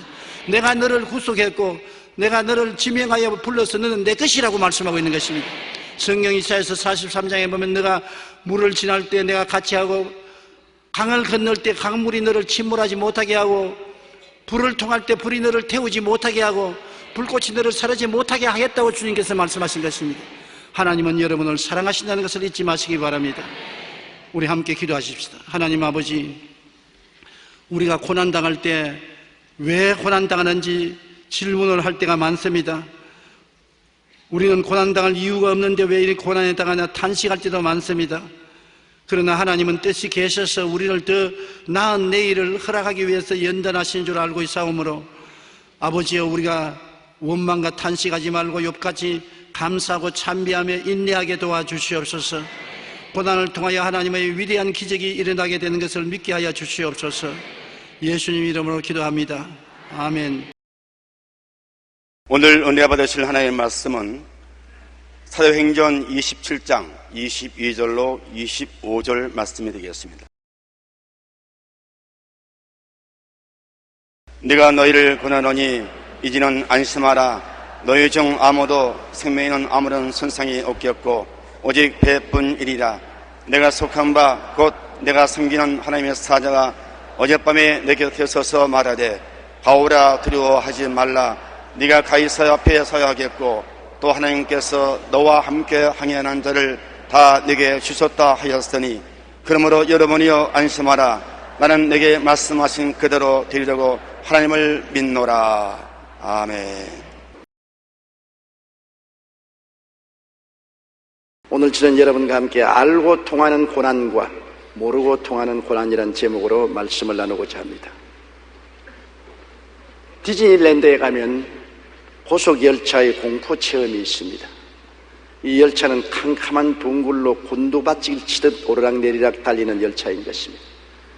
저는 이 열차를 LA에서 한번, 플로리다에서 한번, 동경에서 한번 탔는데 제일 처음 미국 선교사가 LA에서 자꾸 이 공포의 열차를 타자고 고민을 해서 타고 난 다음에 죽을 뻔당했습니다. 그냥 어두운 동굴로 들어가서 막 쥐어 털고 그냥 곤두박질을 치는데 아이고 하나님 날 살려주십시오. 내가 살아서 나갈 자신이 없습니다. 너무나 고통스럽고 공포로웠습니다. 두 번째, 제가 이 공포열차를 탔을 때는 이제 좀 알았으니까 요점 가면 곤두박질 친다, 요점 가면 뷰에 턴다, 요점에 가면 높이 올라간다 알고 타니까 좀 덜 하더라고요. 나중에 동경에서 이 열차를 탔을 때는 마음이 편안했습니다. 아무리 요란스럽게 곤두박질을 치고 쥐어 털고 올라가도 내가 알고 가는 열차이기 때문에 걱정할 거리가 없었습니다. 인생도 마찬가지입니다. 인생 열차를 모르고 타고 가면은 많은 구비구비 시련과 환난을 당할 때 불안과 공포에 몸부림치는 것입니다. 그러나 알고 타면은 이것은 이쯤 오게 되어 있다. 또 여기 가면 시련이 오고 시련의 결과는 어떤 것이 다가온다. 알고 지나가면 공포에서 해방되고 오히려 평안한 마음을 가질 수가 있는 것입니다. 사도 바울 선생의 로마 행도 그와 같았습니다. 그는 예루살렘에서 복음을 전하다가 유대인들에게 잡혀서 죽도록 매를 맞았습니다. 그 당시에 예루살렘에 주둔하고 있는 로마의 군대가 와서 그를 강제로 구출해 주었습니다. 그러고 난 다음 그는 예루살렘 공회당에 많은 대제사장, 사두개교인, 바리새교인, 교부사들이 모인 가운데서 신문을 받았습니다. 신문을 받고 난 다음에 그가 돌아와서 밤에 기도를 하는데 하나님께서 천사를 보내어서 그에게 말씀했습니다. 사도행전 23장 11절에 그날 밤에 주께서 바울 곁에 서서 이르시되 담대하라. 내가 예루살렘에서 나의 일을 증언한 것 같이 로마에서도 증언하여야 하리라 하시니라. 로마로 어떻게 갈지는 모릅니다. 그 당시에는 비행기를 타고 가는 것도 아니고 요사이같이 편안한 기승을 타고 가는 것도 아닙니다. 돛단배를 타고 로마로 가는 것이기 때문에 어떻게 로마에 도착할지 기약할 수 없습니다. 그럼에도 불구하고 가는 도중에 어떠한 일을 당할 때는 알 수 없어되 하나님께서는 바울 선생에게 예루살렘에서 이미 너는 로마에 가서 시자 앞에 서야 될 것이라고 말씀을 하신 것입니다. 하나님의 뜻대로 행하는 그 도중에도 고난과 풍랑은 반드시 다가오는 것입니다. 사람들은 생각하기를 내가 하나님 뜻대로 살면은 결코 풍랑이 다가오지 않고 평탄할 것이라고 생각하는데 그렇지가 않습니다. 하나님의 뜻을 알고 그 뜻을 따라가는 도중에도 굽이 12굽이가 더 많이 다가오는 것입니다. 풍랑은 인생에 반드시 다가오게 되어 있는 것입니다.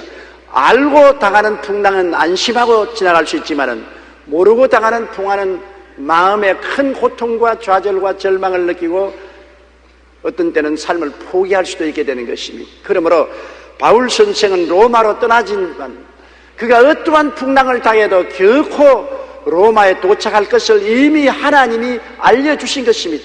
그는 살든지 죽든지 흥하든지 망하든지 성하든지 쇠하든지 로마로 간다. 지중해의 백길이 아무리 험해도 아무리 폭풍우가 불어와도 아무리 고통이 다가와도 그는 로마에는 반드시 가게 된다는 것을 알았습니다. 왜냐하면 천지를 지으신 하나님께서 바울에게 말씀하기를 그가 로마에 가서 시자의 재판석 앞에 서는 것이 하나님의 뜻이라고 말씀을 해주시기 때문인 것입니다. 그래서 바울 선생은 그를 인솔하는 로마의 군대 백부장 율리오와 함께 많은 다른 제수들과 배를 타고 로마로 출발했습니다.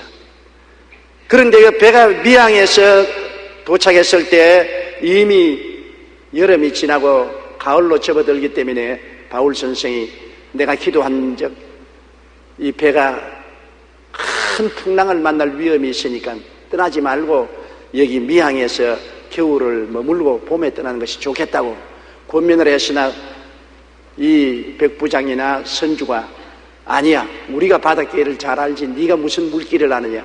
그리고 강제로 미항에서 출발해서 그레데항으로 가서 과동하겠다고 하는 것입니다. 그레데항으로 가는 중에 육지에서 유라글로라는 대폭풍우가 불어왔습니다. 엄청난 폭풍우가 불어오며 배가 방향을 잃어버리고 도저히 배의 방향을 바로잡을 수가 없어서 바람 부는 대로 배를 맡겨놓고 밀려가다가 이틀이 지나며 선원들이 전부 화물을 다 바닷물에 던졌습니다. 사흘이 지나고 난 다음에는 배의 기구도 다 던져버렸습니다. 그리고 살아갈 희망이 없습니다. 해와 달과 별들이 보이지 아니하고 풍랑은 거세어서 계속 배가 파도에 밀려갑니다. 절망적인 상황에 도달하게 된 것입니다. 사람들이 여러분 절망에 처하고 내일을 알 수 없으면 좌절한 것입니다. 그 배에 탄 모든 군인들이나 선주나 선장이나 죄수들은 하나같이 다 절망했습니다. 살 희망이 없습니다. 하늘이 캄캄합니다. 폭풍우가 요란스럽습니다. 파도가 너무나 컸습니다. 배는 언제 파손되어 침몰할지 모르는 것입니다. 오직 그 배 가운데 탄 사람 중에 마음에 안식과 평안을 가진 사람은 바울 선생이었습니다. 몸은 고달팠습니다. 요동하고 토하고 뒹굴고 먹지 못하고 고통스럽지만은 바울은 한 가지 알았습니다. 나는 결코 로마로 간다. 배가 물에 빠지면 바다 밑을 걸어가서라도 로마에 간다. 왜 하나님께서 예루살렘에서 말씀하기를 바울아 너는 로마에 가서 로마 시자의 재판석 앞에 서야 된다고 말씀하셨기 때문에 하늘이 무너지고 땅이 꺼져도 하나님의 말씀은 이루어진다는 것을 알았습니다. 그러므로 바울은 알고 그 풍랑을 통했습니다. 아무리 풍랑이 와도 나는 로마로 간다. 그렇기 때문에 배는 파손당하지 않는다.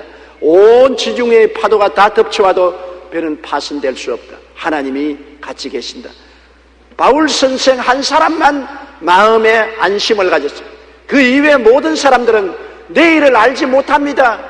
그들은 다 침몰하고 죽는다고 생각하기 때문에 좌절하고 절망하고 희망을 포기하고 마는 것입니다. 바울 선생은 하나님께 감사하고 찬양하고 있는데 그 와중에도 하나님께서 천사를 보내어서 또 바울에게 격려하여 주셨습니다. 사도행전 27장 22절에 보면 내가 너희를 권하노니 이제는 안심하라. 너희 중 아무도 생명에는 아무런 손상이 없겠고 오직 배뿐이니라. 사도행전 27장 24절로 25절에 바울아 두려워하지 말라. 내가 가이사 앞에 서야 하겠고 또 하나님께서 너와 함께 항해하는 자를 다 내게 주셨다 하였으니 그러므로 여러분이 안심하라. 나는 내게 말씀하신 그대로 되리라고 하나님을 믿노라. 276명이 그 배에 같이 탔는데 보름 동안 풍랑에 시달리면서 아무것도 먹지 못했는데 바울 선생이 그들에게 서서 이 배는 파손되지 않는다. 너희 한 사람도 머리털 하나도 잃지 아니할 것이다. 담대하라. 나의 섬기는 바 나의 속한 하나님께서 내게 사자를 보내어서 그렇게 확정하여 주셨다. 그러므로 두려워 말라. 바울이 먼저 축사하고 떡을 떼먹으니 모든 사람들이 다 떡을 받아먹고 마음에 안심하고 힘을 얻어서 그런 멜리데라는 섬에 도착할 수가 있는 것입니다. 우리가 인생을 사는 것도 꼭 한 가지입니다. 우리가 삶을 출발하기 전에 미리 알고 출발해야 되는 것입니다. 하나님의 뜻을 알고 출발하면 가는 도중에 어떠한 물길이 사납고 풍랑이 다가와도 안심하고 갈 수 있는 것입니다. 그러나 우리가 하나님의 뜻을 모르고 인생을 출발하면 우리에게 다가오는 수많은 시험과 환난에 파탄에 이르고 마는 것입니다. 상처투성이가 되고 좌절하고 절망할 수밖에 없는 것입니다. 바울 선생은 그러므로 인생을 알면서 출발했기 때문에 어떠한 시련이 다가와도 눈도 깜짝 안 했습니다. 바람아 불어라, 파도야 쳐라, 지중해야 뒤엎어져라, 그래도 나는 로마로 간다. 강하고 담대할 수 있습니다. 그러더니 멜리데에 도착했는데 비가 오고 날이 추웠습니다. 사람들이 등불을 모아서 불을 피웠는데 바울이 등불을 주워서 불 속에 넣는데 손에 뭐가 툭 달리게 보니까 아주 무시무시한 독사가 손을 물고 매달렸습니다.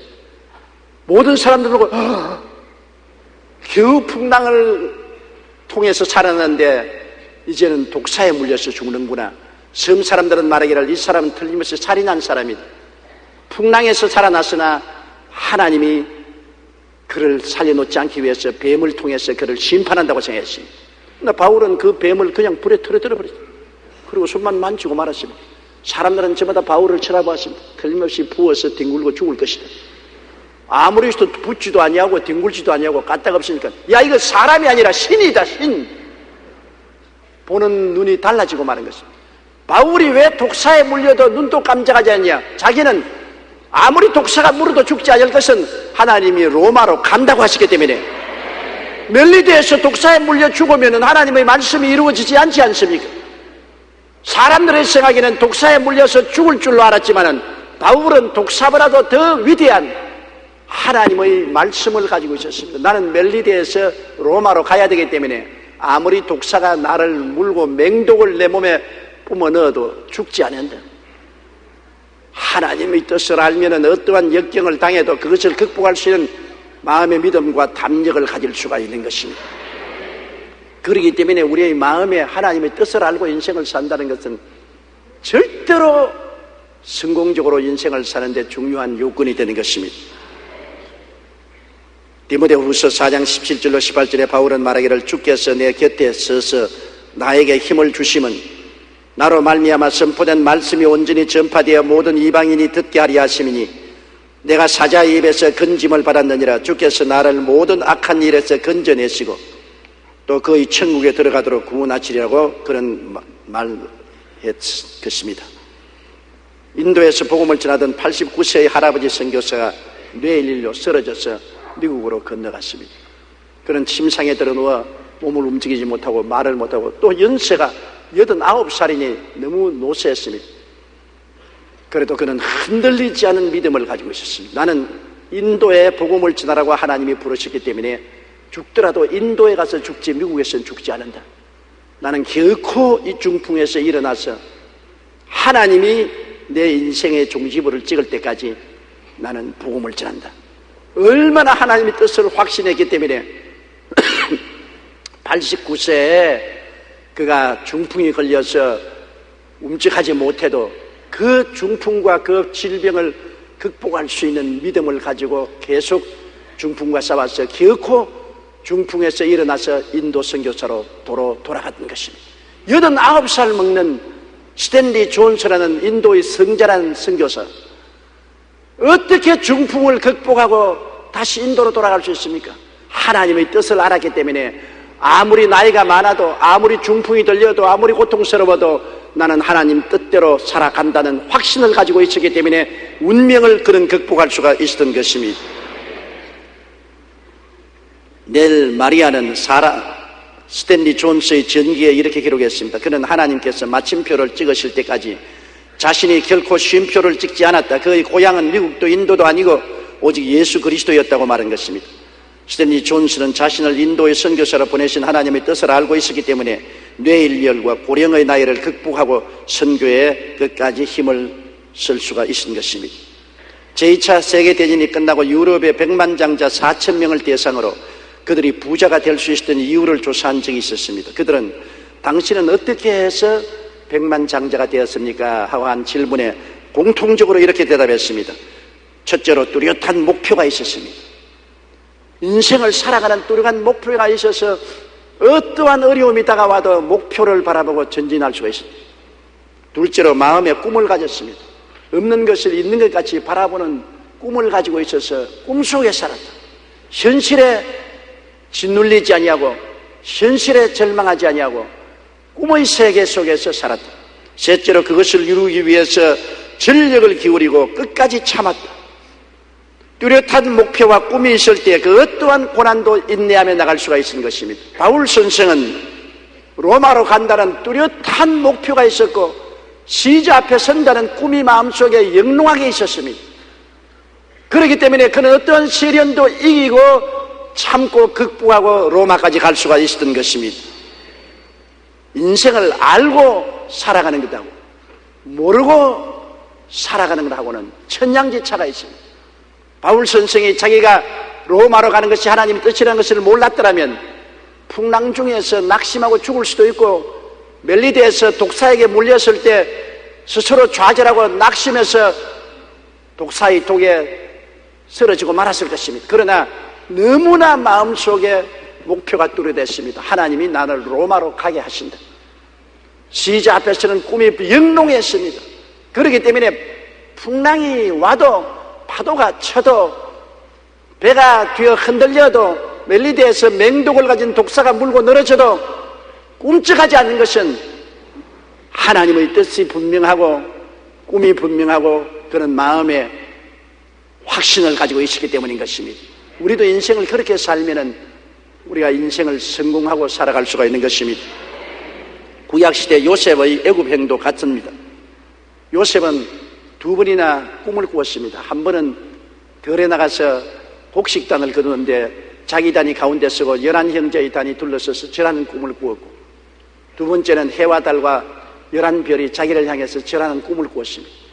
하나님이 미리 그 마음속에 꿈을 심어준 것입니다. 그는 앞으로 참으로 호된 시련과 고난을 당하는 인생길을 살 것인데, 그러나 그 결과를 하나님이 꿈으로 이미 심어준 것입니다.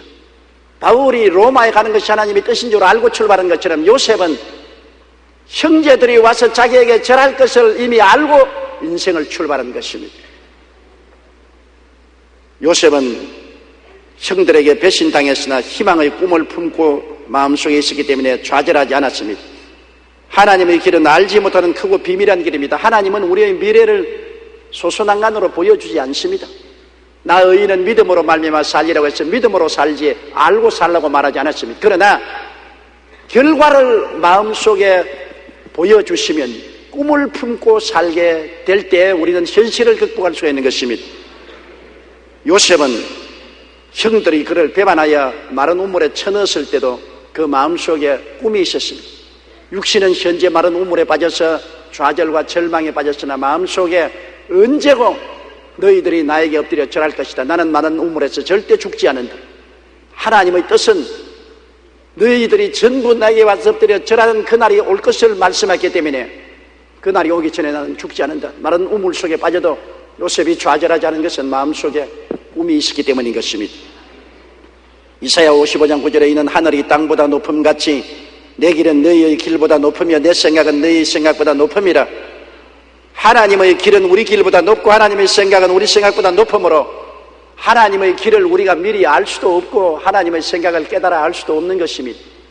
우리는 오직 믿음으로 나가되 하나님께서 우리 마음속에 꿈을 심어주시기 때문에 꿈을 품고 있으면 마른 우물에 빠져도 좌절하지 않습니다. 아무도 없는 들판에 형들이 죽이기 위해서 마른 우물에 던져넣었는데 고함을 쳐도 들어줄 사람이 없는 그곳에 빠졌어도 요셉은 좌절하지 않은 것은 그 마음속에 하나님이 꿈을 심어주셨기 때문인 것입니다. 예레미야 29장 11절에 야훼의 말씀이니라 너희를 향한 나의 생각은 내가 하나니 평안이요 재앙이 아니니라 너희에게 미래의 희망을 주는 것이라고 말씀한 것입니다. 요셉은 애굽의 종살이 11해 동안에 잔뼈가 다 굵었습니다. 종살이의 고달픔은 말로 닿을 수 없습니다. 짐승보다 못한 처우와 대우를 받으면서 고달픈 인생을 살고 괴로워서 좌절할 수밖에 없습니다만 요셉의 마음속에는 꿈이 있었습니다. 내가 아무리 종살이로 이렇게 고달프고 괴로워도 언젠가는 우리 형제들이 다 내게 와서 절하는 자리에 들어가게 될 것이다. 어떻게 그렇게 될지는 알지 못합니다. 그 길은 감추어져 있습니다. 그러나 그 마음속에 종국적으로는 형들이 다 내게 와서 절하는 위치에 내가 올라갈 것을 알고 있었기 때문에 종살이가 자기 인생의 종말이 안 될 것을 알고 있었습니다. 그렇기 때문에 낙심하지 않습니다. 종살이로 혹독한 고통을 당하고 매를 맞고 멸시를 당하고 천대를 받아도 그는 그 마음속에 꿈을 바라보고 하나님께 감사하고 기도하고 찬양할 수가 있는 것입니다. 꿈이 없었으면 종살이에서 절망할 수가 있죠. 좌절할 수가 있죠. 자살할 수도 있습니다. 그러나 마음속에 꿈이 현실을 다 이겨낼 수가 있는 것입니다.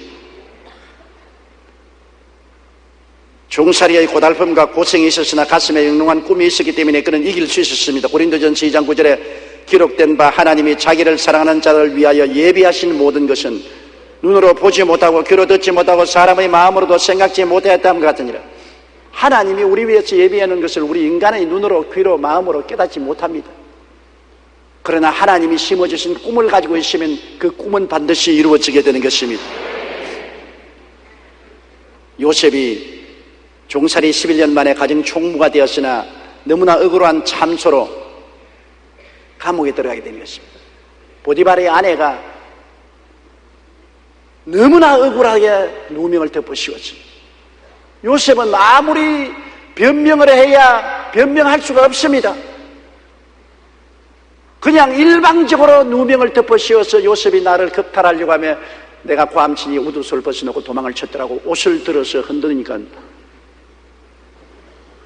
누구도 그 보디발의 아내의 말을 안 믿을 수가 없었습니다. 요셉은 보디발에게 억세게 얻어맞고 짓밟히고 상처투성이가 되어 정치범 감옥소인 시위대 뜰 감방에 갇혔습니다. 정치범 감옥소는 너무나 열악합니다. 정치범을 가두는 것이기 때문에 짐승보다 더 못한 우리와 같았습니다. 그래서 혹독한 고난의 삶을 살았습니다. 2년 동안 그는 정치범 수용소인 시위대 감옥에서 날을 지나면서도 좌절하지 않은 것은 마음속에 꿈을 바라보았습니다. 내가 지금 몸은 정치범 감옥소에서 기약이 없이 죽어가고 있지만은 그러나 언제고 꿈은 이루어진다. 하나님이 내 마음속에 꿈을 주셨으므로 나는 꿈을 믿는다. 이 꿈이 있기 때문에 나는 이 감옥에서 나가게 되고 내 형제들이 내게 와서 절하는 시대가 반드시 다가오게 된다는 것을 그는 믿고서 그 고통을 견딜 수가 있었던 것입니다. 고린도후서 4장 8절로 9절에 우리가 사방으로 우겨쌈을 당하여도 쌓이지 아니하며 답답한 일을 당하여도 낙심하지 아니하며 박해를 받아도 버림받지 아니하며 거꾸로 뜨림을 당하여도 망하지 아니한다고 말한 것은 그 마음속에 꿈을 가지고 있기 때문에 그런 것입니다. 쥐를 캄캄한 동안에 넣어두면 3분을 못 견디고 죽는답니다. 그러나 그 동안에 한 가닥 햇빛을 비추어주면 무려 36시간을 쥐가 살아남는다는 것입니다. 과학자들은 쥐들이 캄캄한 독 속에서 3분을 견디지 못하고 죽는 것이 체력 때문이 아니라 절망 때문이라고 말합니다. 사람도 마찬가지입니다. 어둠에 빛이 비추이듯 하나님께서 함께 하심을 믿고 그분의 인도 가운데 있으면 캄캄한 독과 같은 곳에서도 희망을 가지고 이기고 살아갈 수가 있는 것입니다. 요셉은 감옥살이 2년의 꿈을 품고 지냈습니다. 그 결과 그는 그 감옥에서 좌절하고 절망하고 폐인이 되지 않고 살아 일어나서 애굽의 국무총리가 되고 하나님이 보여주신 꿈이 다 이루어져서 형들이 나중에 자기 앞에 와서 무릎을 꿇어 절하는 장면이 이루어지게 된 것입니다. 여러분, 우리가 고난당할 때 미래를 알고 꿈을 품고 통과하기 위해서는 꼭 기억해야 될 일이 있습니다. 우리들도 바울 선생과 똑같이, 요셉과 똑같이 인생을 살아가는데 저들에게 하나님이 꿈을 주신 것처럼 우리에게도 하나님은 꿈을 주신 것입니다. 예수를 구주로 모시고 하나님을 아버지로 섬긴 사람에게는 눈에는 아무 증거 안 보이고 귀에는 아무 소리 안 들리고 손에는 잡히는 건 없어도 마음속에 꿈만은 다 허락하여 주신 것입니다. 우리가 그 꿈을 품고 인생을 살면은 어떠한 역경도 견뎌낼 수가 있습니다. 바울이 당한 풍랑과 무서운 독사에게 물리는 경험과 요셉이 당한 마른 우물과 종살이와 감옥살이, 이런 좌절과 절망이 우리에게 여러 가지 다른 형태로 다가올지라도 우리가 그것을 극복할 수 있는 것은 마음속에 꿈을 가지고 있기 때문인 것입니다. 우리는 어디에서 꿈을 얻습니까? 우리는 성경 말씀을 통하여 하나님께서 꿈을 주시고 있는 것입니다. 시편 23편 4절에 내가 사망의 엄침한 골짜기로 다닐지라도 해를 두려워하지 아니할 것은 주께서 나와 함께 하심이라. 주의 지팡이와 막대기가 나를 안위하시나이다. 이 말씀만 가지고도 우리 마음속에 엄청난 꿈을 하나님이 심어주시는 것입니다.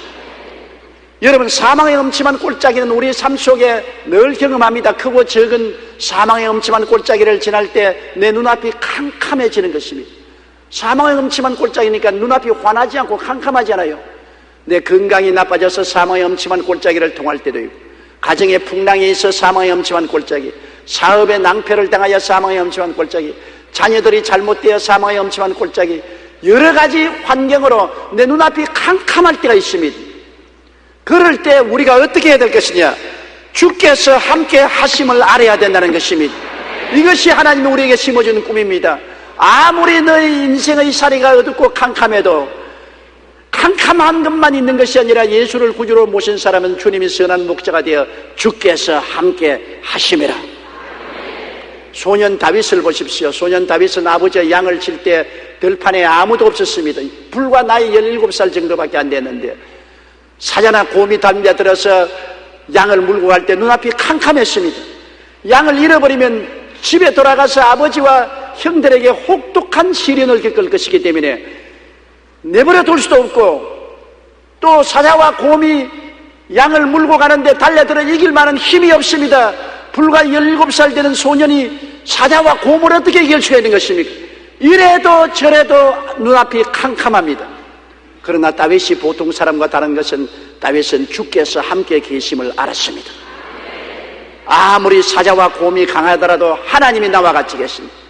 그는 하나님을 믿고 의지하는 사람이라 하나님을 의지하고 사자와 곰에게 달라들어서 양을 빼앗고 달라들면 주먹으로 치고 발길로 차고 몽둥이로 때려서 사자와 곰을 죽였습니다. 그는 그 체험을 통해서 아무리 캄캄한 곳을 지날지라도 하나님이 함께 계시면 모든 일을 이길 수가 있다는 것을 체험했습니다. 이스라엘이 블레셋과 전쟁하여 완전히 패하게 되었습니다. 사울 왕과 그 군대가 골리앗 앞에서 절망했다고 벌벌 떨 때 소년 다윗이 그곳에 가서 내가 가서 싸우겠다고 했습니다.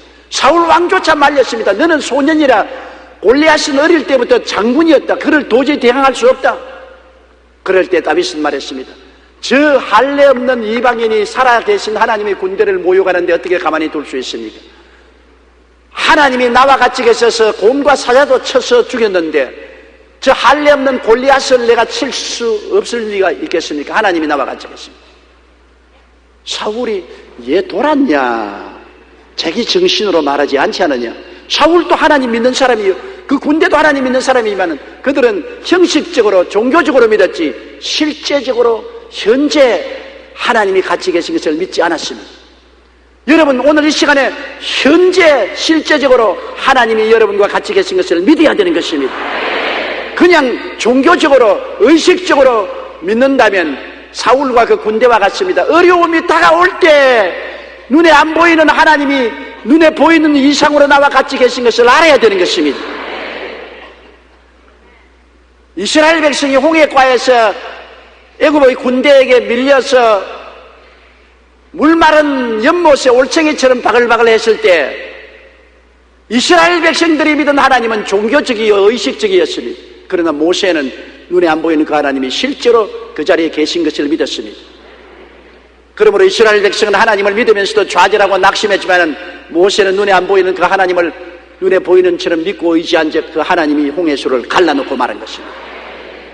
다윗은 목자의 도구를 그대로 가지고 물맷돌 5개를 들고 지팡이 하나 짚고 대장군 골리앗을 향해서 나갈 때 자기를 바라보지 않았습니다. 골리앗도 바라보지 않았습니다. 눈앞이 캄캄한 그 지경에도 하나님이 함께 계심을 믿고 나간 것입니다. 하나님이 지팡이로 인도해 주시고 막대기로 쳐서 구원해 줄 것을 믿은 것입니다. 그 결과 다윗은 나가서 골리앗을 물맷돌로 쳐서 죽이고 이스라엘의 대승리를 가져올 수 있게 된 것입니다. 여러분, 하나님이 우리와 같이 계신다는 것은 무엇을 말합니까? 하나님은 우리와 같이 계실 때 지팡이와 막대기를 가지고 함께 계신 것입니다. 하나님은 목자로서 우리와 같이 계시기 때문에 지팡이와 막대기 없는 목자는 목자가 아닙니다. 하나님은 목자로서 지팡이와 막대기를 들고 나왔는데 지팡이는 우리의 길을 여는 데 사용하시고 막대기는 우리를 건져주는 능력으로서 사용하시는 것입니다. 어떻게 눈앞이 캄캄하고 좌절하고 절망에 처해도 내가 하나님이 같이 계신 것을 알고 믿고 의지하면 그 하나님은 나의 길을 열고 주님께서 나를 구출하여 주시는 것입니다. 길을 여시는 하나님, 나를 구원하시는 하나님, 목자가 같이 계신 것을 믿게 되시기를 주의 이름으로 축원합니다. 하나님은 길을 만드시는 하나님, 하나님은 구원을 주시는 하나님인 것입니다. 이 하나님이 어둡고 캄캄할 때 우리 곁에 같이 계심으로 해를 두려워하지 않는다고 성경은 말하고 있는 것입니다. 여호수아기 1장 9절에 강하고 담대하라, 두려워하지 말며 놀라지 말라, 내가 어디로 가든지 내 하나님 야훼가 너와 함께 하느니라. 히브리서 13장 5절에 그가 친히 말씀하시기를 내가 결코 너희를 버리지 아니하고 너희를 떠나지 아니하리라 하셨느니라. 이 하나님의 약속을 마음에 품고 인생을 출발하면 풍랑이 일어나도 두려워하지 않습니다. 독사가 물고 늘어져도 두려워하지 않습니다. 종살이 해도 억울한 누명을 덮었어도 감옥에 들어가도 두려워하지 않습니다. 왜냐하면 하나님이 함께 가기 때문인 것입니다. 풍랑이라는 바다에도 하나님이 함께 가시고 독사에 물린 그 자리에도 하나님이 함께 계시고 종살이 할 때도 하나님이 같이 계시고 감옥에 들어가도 하나님이 같이 계십니다. 내 눈앞이 캄캄한 사망의 엄청난 골짜기로 다닐 때 주께서 함께 하시고 주님 그 자리에서 길을 여시고 구원을 베풀어 주시는 것입니다. 그러므로 해를 받지 않을 것을 알고 마음의 안위를 가질 수 있습니다. 우리는 동남풍이 불고 서북풍이 불고 가시밭을 지날 때 내가 어떻게 해야 될지 알지 못하지만은 모든 것을 아시는 하나님이 나와 함께 계신 것입니다. 이것을 믿어야 되는 것입니다. 이것을 알아야 되는 것입니다. 이것을 깨달아야 되는 것입니다. 그러면 여러분의 신앙은 살아있는 신앙이 되고 마는 것입니다. 하나님은 죽은 하나님이 아니신 것입니다. 하나님은 종교적인 하나님이 아니십니다. 이상적인 상념적인 하나님이 아니십니다. 지금 이 자리에 공기처럼 함께 계시는 하나님이신 것입니다. 시편 40편 2절에 나를 기가 막힐 웅덩이와 수렁에서 끌어올리시고 내 발을 반석 위에 두사 내 걸음을 견고하게 하셨다. 이사야 41장 10절에 두려워하지 말라 내가 너와 함께함이라 놀라지 말라 나는 내 하나님이 됨이라 내가 너를 굳세게 하리라 참으로 너를 도와주리라 참으로 나의 의로운 오른손으로 너를 붙들리라고 말씀하고 계신 것입니다. 그러므로 하나님이 같이 계신 것을 알면은 모든 고난은 목적이 있다는 것을 알고 우리가 담대할 수 있습니다. 우리에게 다가오는 고난은 다 목적이 있어요. 목적 없이 그냥 다가와서 우리를 휘리쳐 죽이는 것이 아니라 하나님이 같이 계심으로 하나님이 고난을 이용해서 우리들에게 유익이 되게 만들어 주신다는 것입니다. 고난을 통하여 하나님은 우리를 낮추시며 시험하시고 결국에는 복을 주기 위해서 연단하신 것이기 때문에 목자가 없이 고난을 당하면 우리가 좌절하지만은 목자가 계시면서 우리 고난당하는 것은 나를 연단시키고 훈련시키는 것이구나. 나에게 전국적으로 복을 주신다는 신념을 가지고 시험과 환난을 통할 수가 있는 것입니다. 신명기 8장 15절로 16절에 너를 인도하여 그 광대하고 위험한 광야 곧 불뱀과 전갈이 있고 물이 없는 간주한 땅을 지나게 하셨으며 또 너를 위하여 단단한 반석에서 물을 내셨으며 내 조상들도 알지 못하던 만나를 광야에서 내게 먹이셨나니 이는 너를 낮추시며 너를 시험하사 마침내 내게 복을 주려 하심이라고 말씀하고 있는 것입니다. 핑크 목사님은 하나님께서 성도들을 광야로 인도하시는 이유는 첫째, 광야의 시련을 통해 자신이 얼마나 못나고 허야한가를 발견하게 하기에 우리를 겸손하게 만들기 위함이랬습니다. 시험과 환난을 통할 때 우리는 내가 얼마나 못난 인간이며 내가 얼마나 허약한 것을 알고 나를 의지하지 않고 나를 자랑하지 않게 하는 것이요, 둘째, 하나님이 누구시며 그의 능력이 얼마나 크신 분인가를 광야의 삶을 통해서 체험하게 하기 위한 것입니다. 광야를 통해야 우리는 하나님의 능력을 체험할 수 있습니다. 어두움이 있어야 빛을 체험할 수가 있는 것입니다. 답답한 곳이 있어야 시원한 바람을 체험할 수 있는 것입니다. 고난을 다가와야 고난에서 우리를 건져내는 하나님을 우리가 체험할 수가 있는 것입니다. 그러므로 목자가 우리와 같이 계시면, 목자가 우리를 광야를 통하게 하실 때 그를 통하여 우리를 깨뜨리시고 낮추시고 믿음을 강하게 하시고 기어코 우리로 하여금 복을 받게 만들어 주신다는 확신을 가지고 나가기 때문에 우리는 담대하게 나갈 수가 있는 것입니다. 또한 우리는 목자가 계시기 때문에 하나님을 사랑하는 자 곧 뜻대로 부르심을 입은 자들에게는 모든 것이 합력하여 선을 이룬다는 것을 믿고 나갈 수가 있는 것입니다. 원수가 다가오면 원수의 목전에서 하나님이 우리에게 상을 베푸시는 것입니다. 원수라고 해서 사람만 원수가 아닙니다. 고통스러운 환경, 괴로운 환경이 다가온다 할지라도 괴로움과 고통은 밥상을 걸머쥐고 와서 전국적으로 우리에게 유익하게 만들어준다는 것을 알고 있습니다. 하나님은 원수가 우리 밥상을 걸머쥐고 오도록 만들어주는 것입니다. 원수의 목전에서 상을 베푸시며 기름으로 머리에 바르셨으니 내 잔이 넘친다고 말씀한 것입니다. 미가 7장 8절에 나의 대적이여 나로 말미암아 기뻐하지 말지어다. 나는 엎드러질지라도 일어날 것이요 어두운 데 앉을지라도 야훼께서 나의 빛이 되실 것이미로다. 잠언 24장 16절에 대적 의인은 7번 넘어질지라도 다시 일어나리니와 악인은 재앙으로 말미암아 엎드러지느니라고 말씀하고 있는 것입니다. 1928년 어느 날 영국의 유명한 과학자 플레밍이 현미경으로 배양된 세균을 관찰하고 있었습니다. 포도상균으로서 아주 사람들에게 어마어마한 치명적인 병을 일으키는 이 병균을 배양해서 병균을 죽일 수 있는 약을 연구하고 있었습니다. 그런데 플레밍이 아주 2차 대전 동안에 전쟁이 심하고 예산이 없기 때문에 조그마한 방에 유리창도 다 깨어진 연구실에서 현미경 밑에서 포도상균을 잔뜩 배양해놓고 난 다음에 그만 무슨 일로 깜빡 잊어버리고 그 균을 그대로 둔 채로 밖으로 나가서 하룻밤을 지나고 연구실에 그 이틀 돌아오니까 그 포도상균이 잔뜩 있던 유리 판자 위에 파란 곰팡이가 완전히 점령하고 있거든. 그래서 아이고 포도상균을 배양하려고 했는데 곰팡이가 와서 실패했구나. 그런데 깜짝 놀란 것은 포도상균이 다 죽었어요. 파란 곰팡이가 와가지고서 포도상균을 다 잡아먹어 버렸어요. 야, 이 무슨 파란 곰팡이가 이런 저항력이 있어가지고서 균을 다 잡아먹는가. 그래서 살펴보니까 그 균이 있는 유리판 위에 유리창이 깨어졌기 때문에 바람이 불어와서 바깥에서 곰팡이가 날라와서 붙어가 그 균을 다 잡아먹어 버렸어요. 박수를 치고 그는 그 파란 곰팡이를 연구해서 배양을 해서 뭘 만들어냈냐? 포도상균을 다 죽이는 페니실린을 만들었었습니다. 페니실린이 만들어지자마자 영국의 수상 처칠이 폐렴에 걸렸습니다. 제2차 대전에 한참 전쟁이 격렬할 때 처칠이 죽었으면 완전히 영국은 망합니다.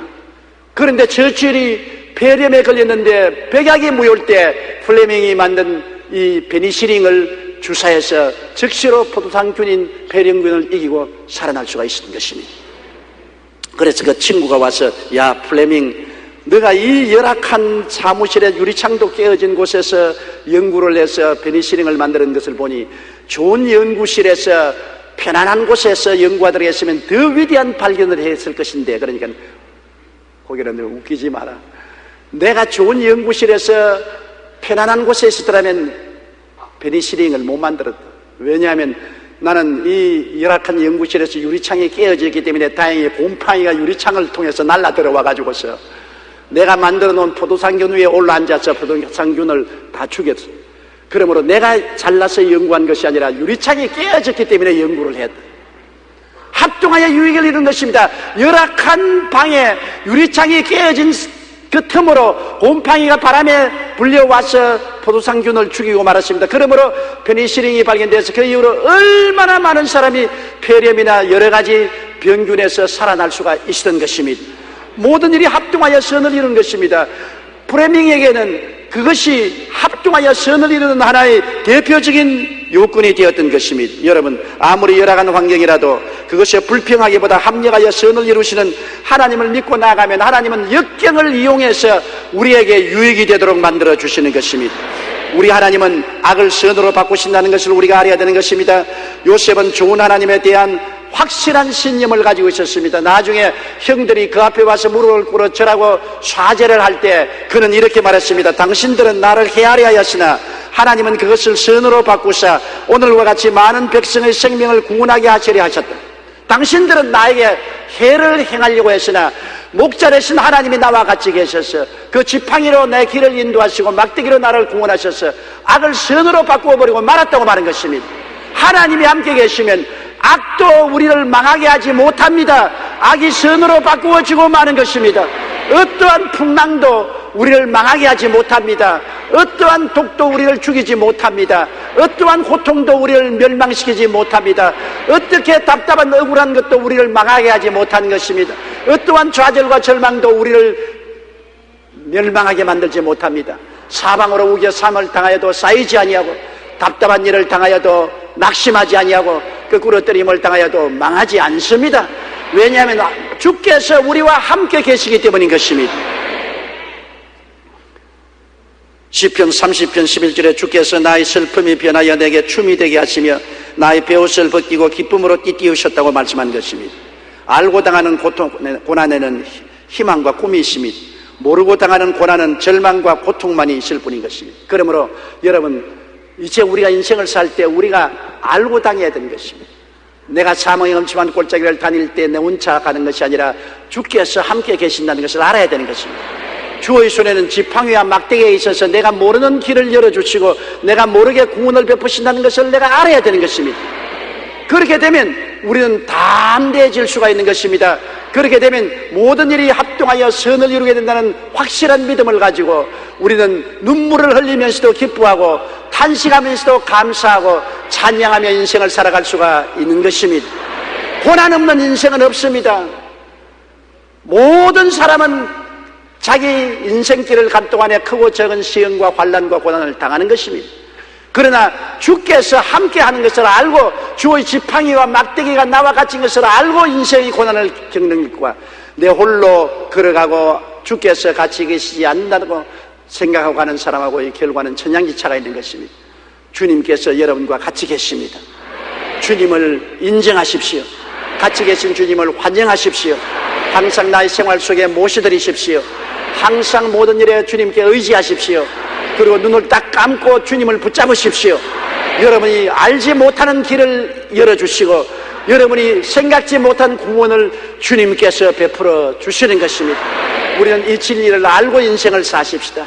이 진리를 가슴속에 품고 인생을 살아가십시다. 그러면 우리는 담대한 승리로운 삶을 살아갈 수가 있게 되는 것입니다.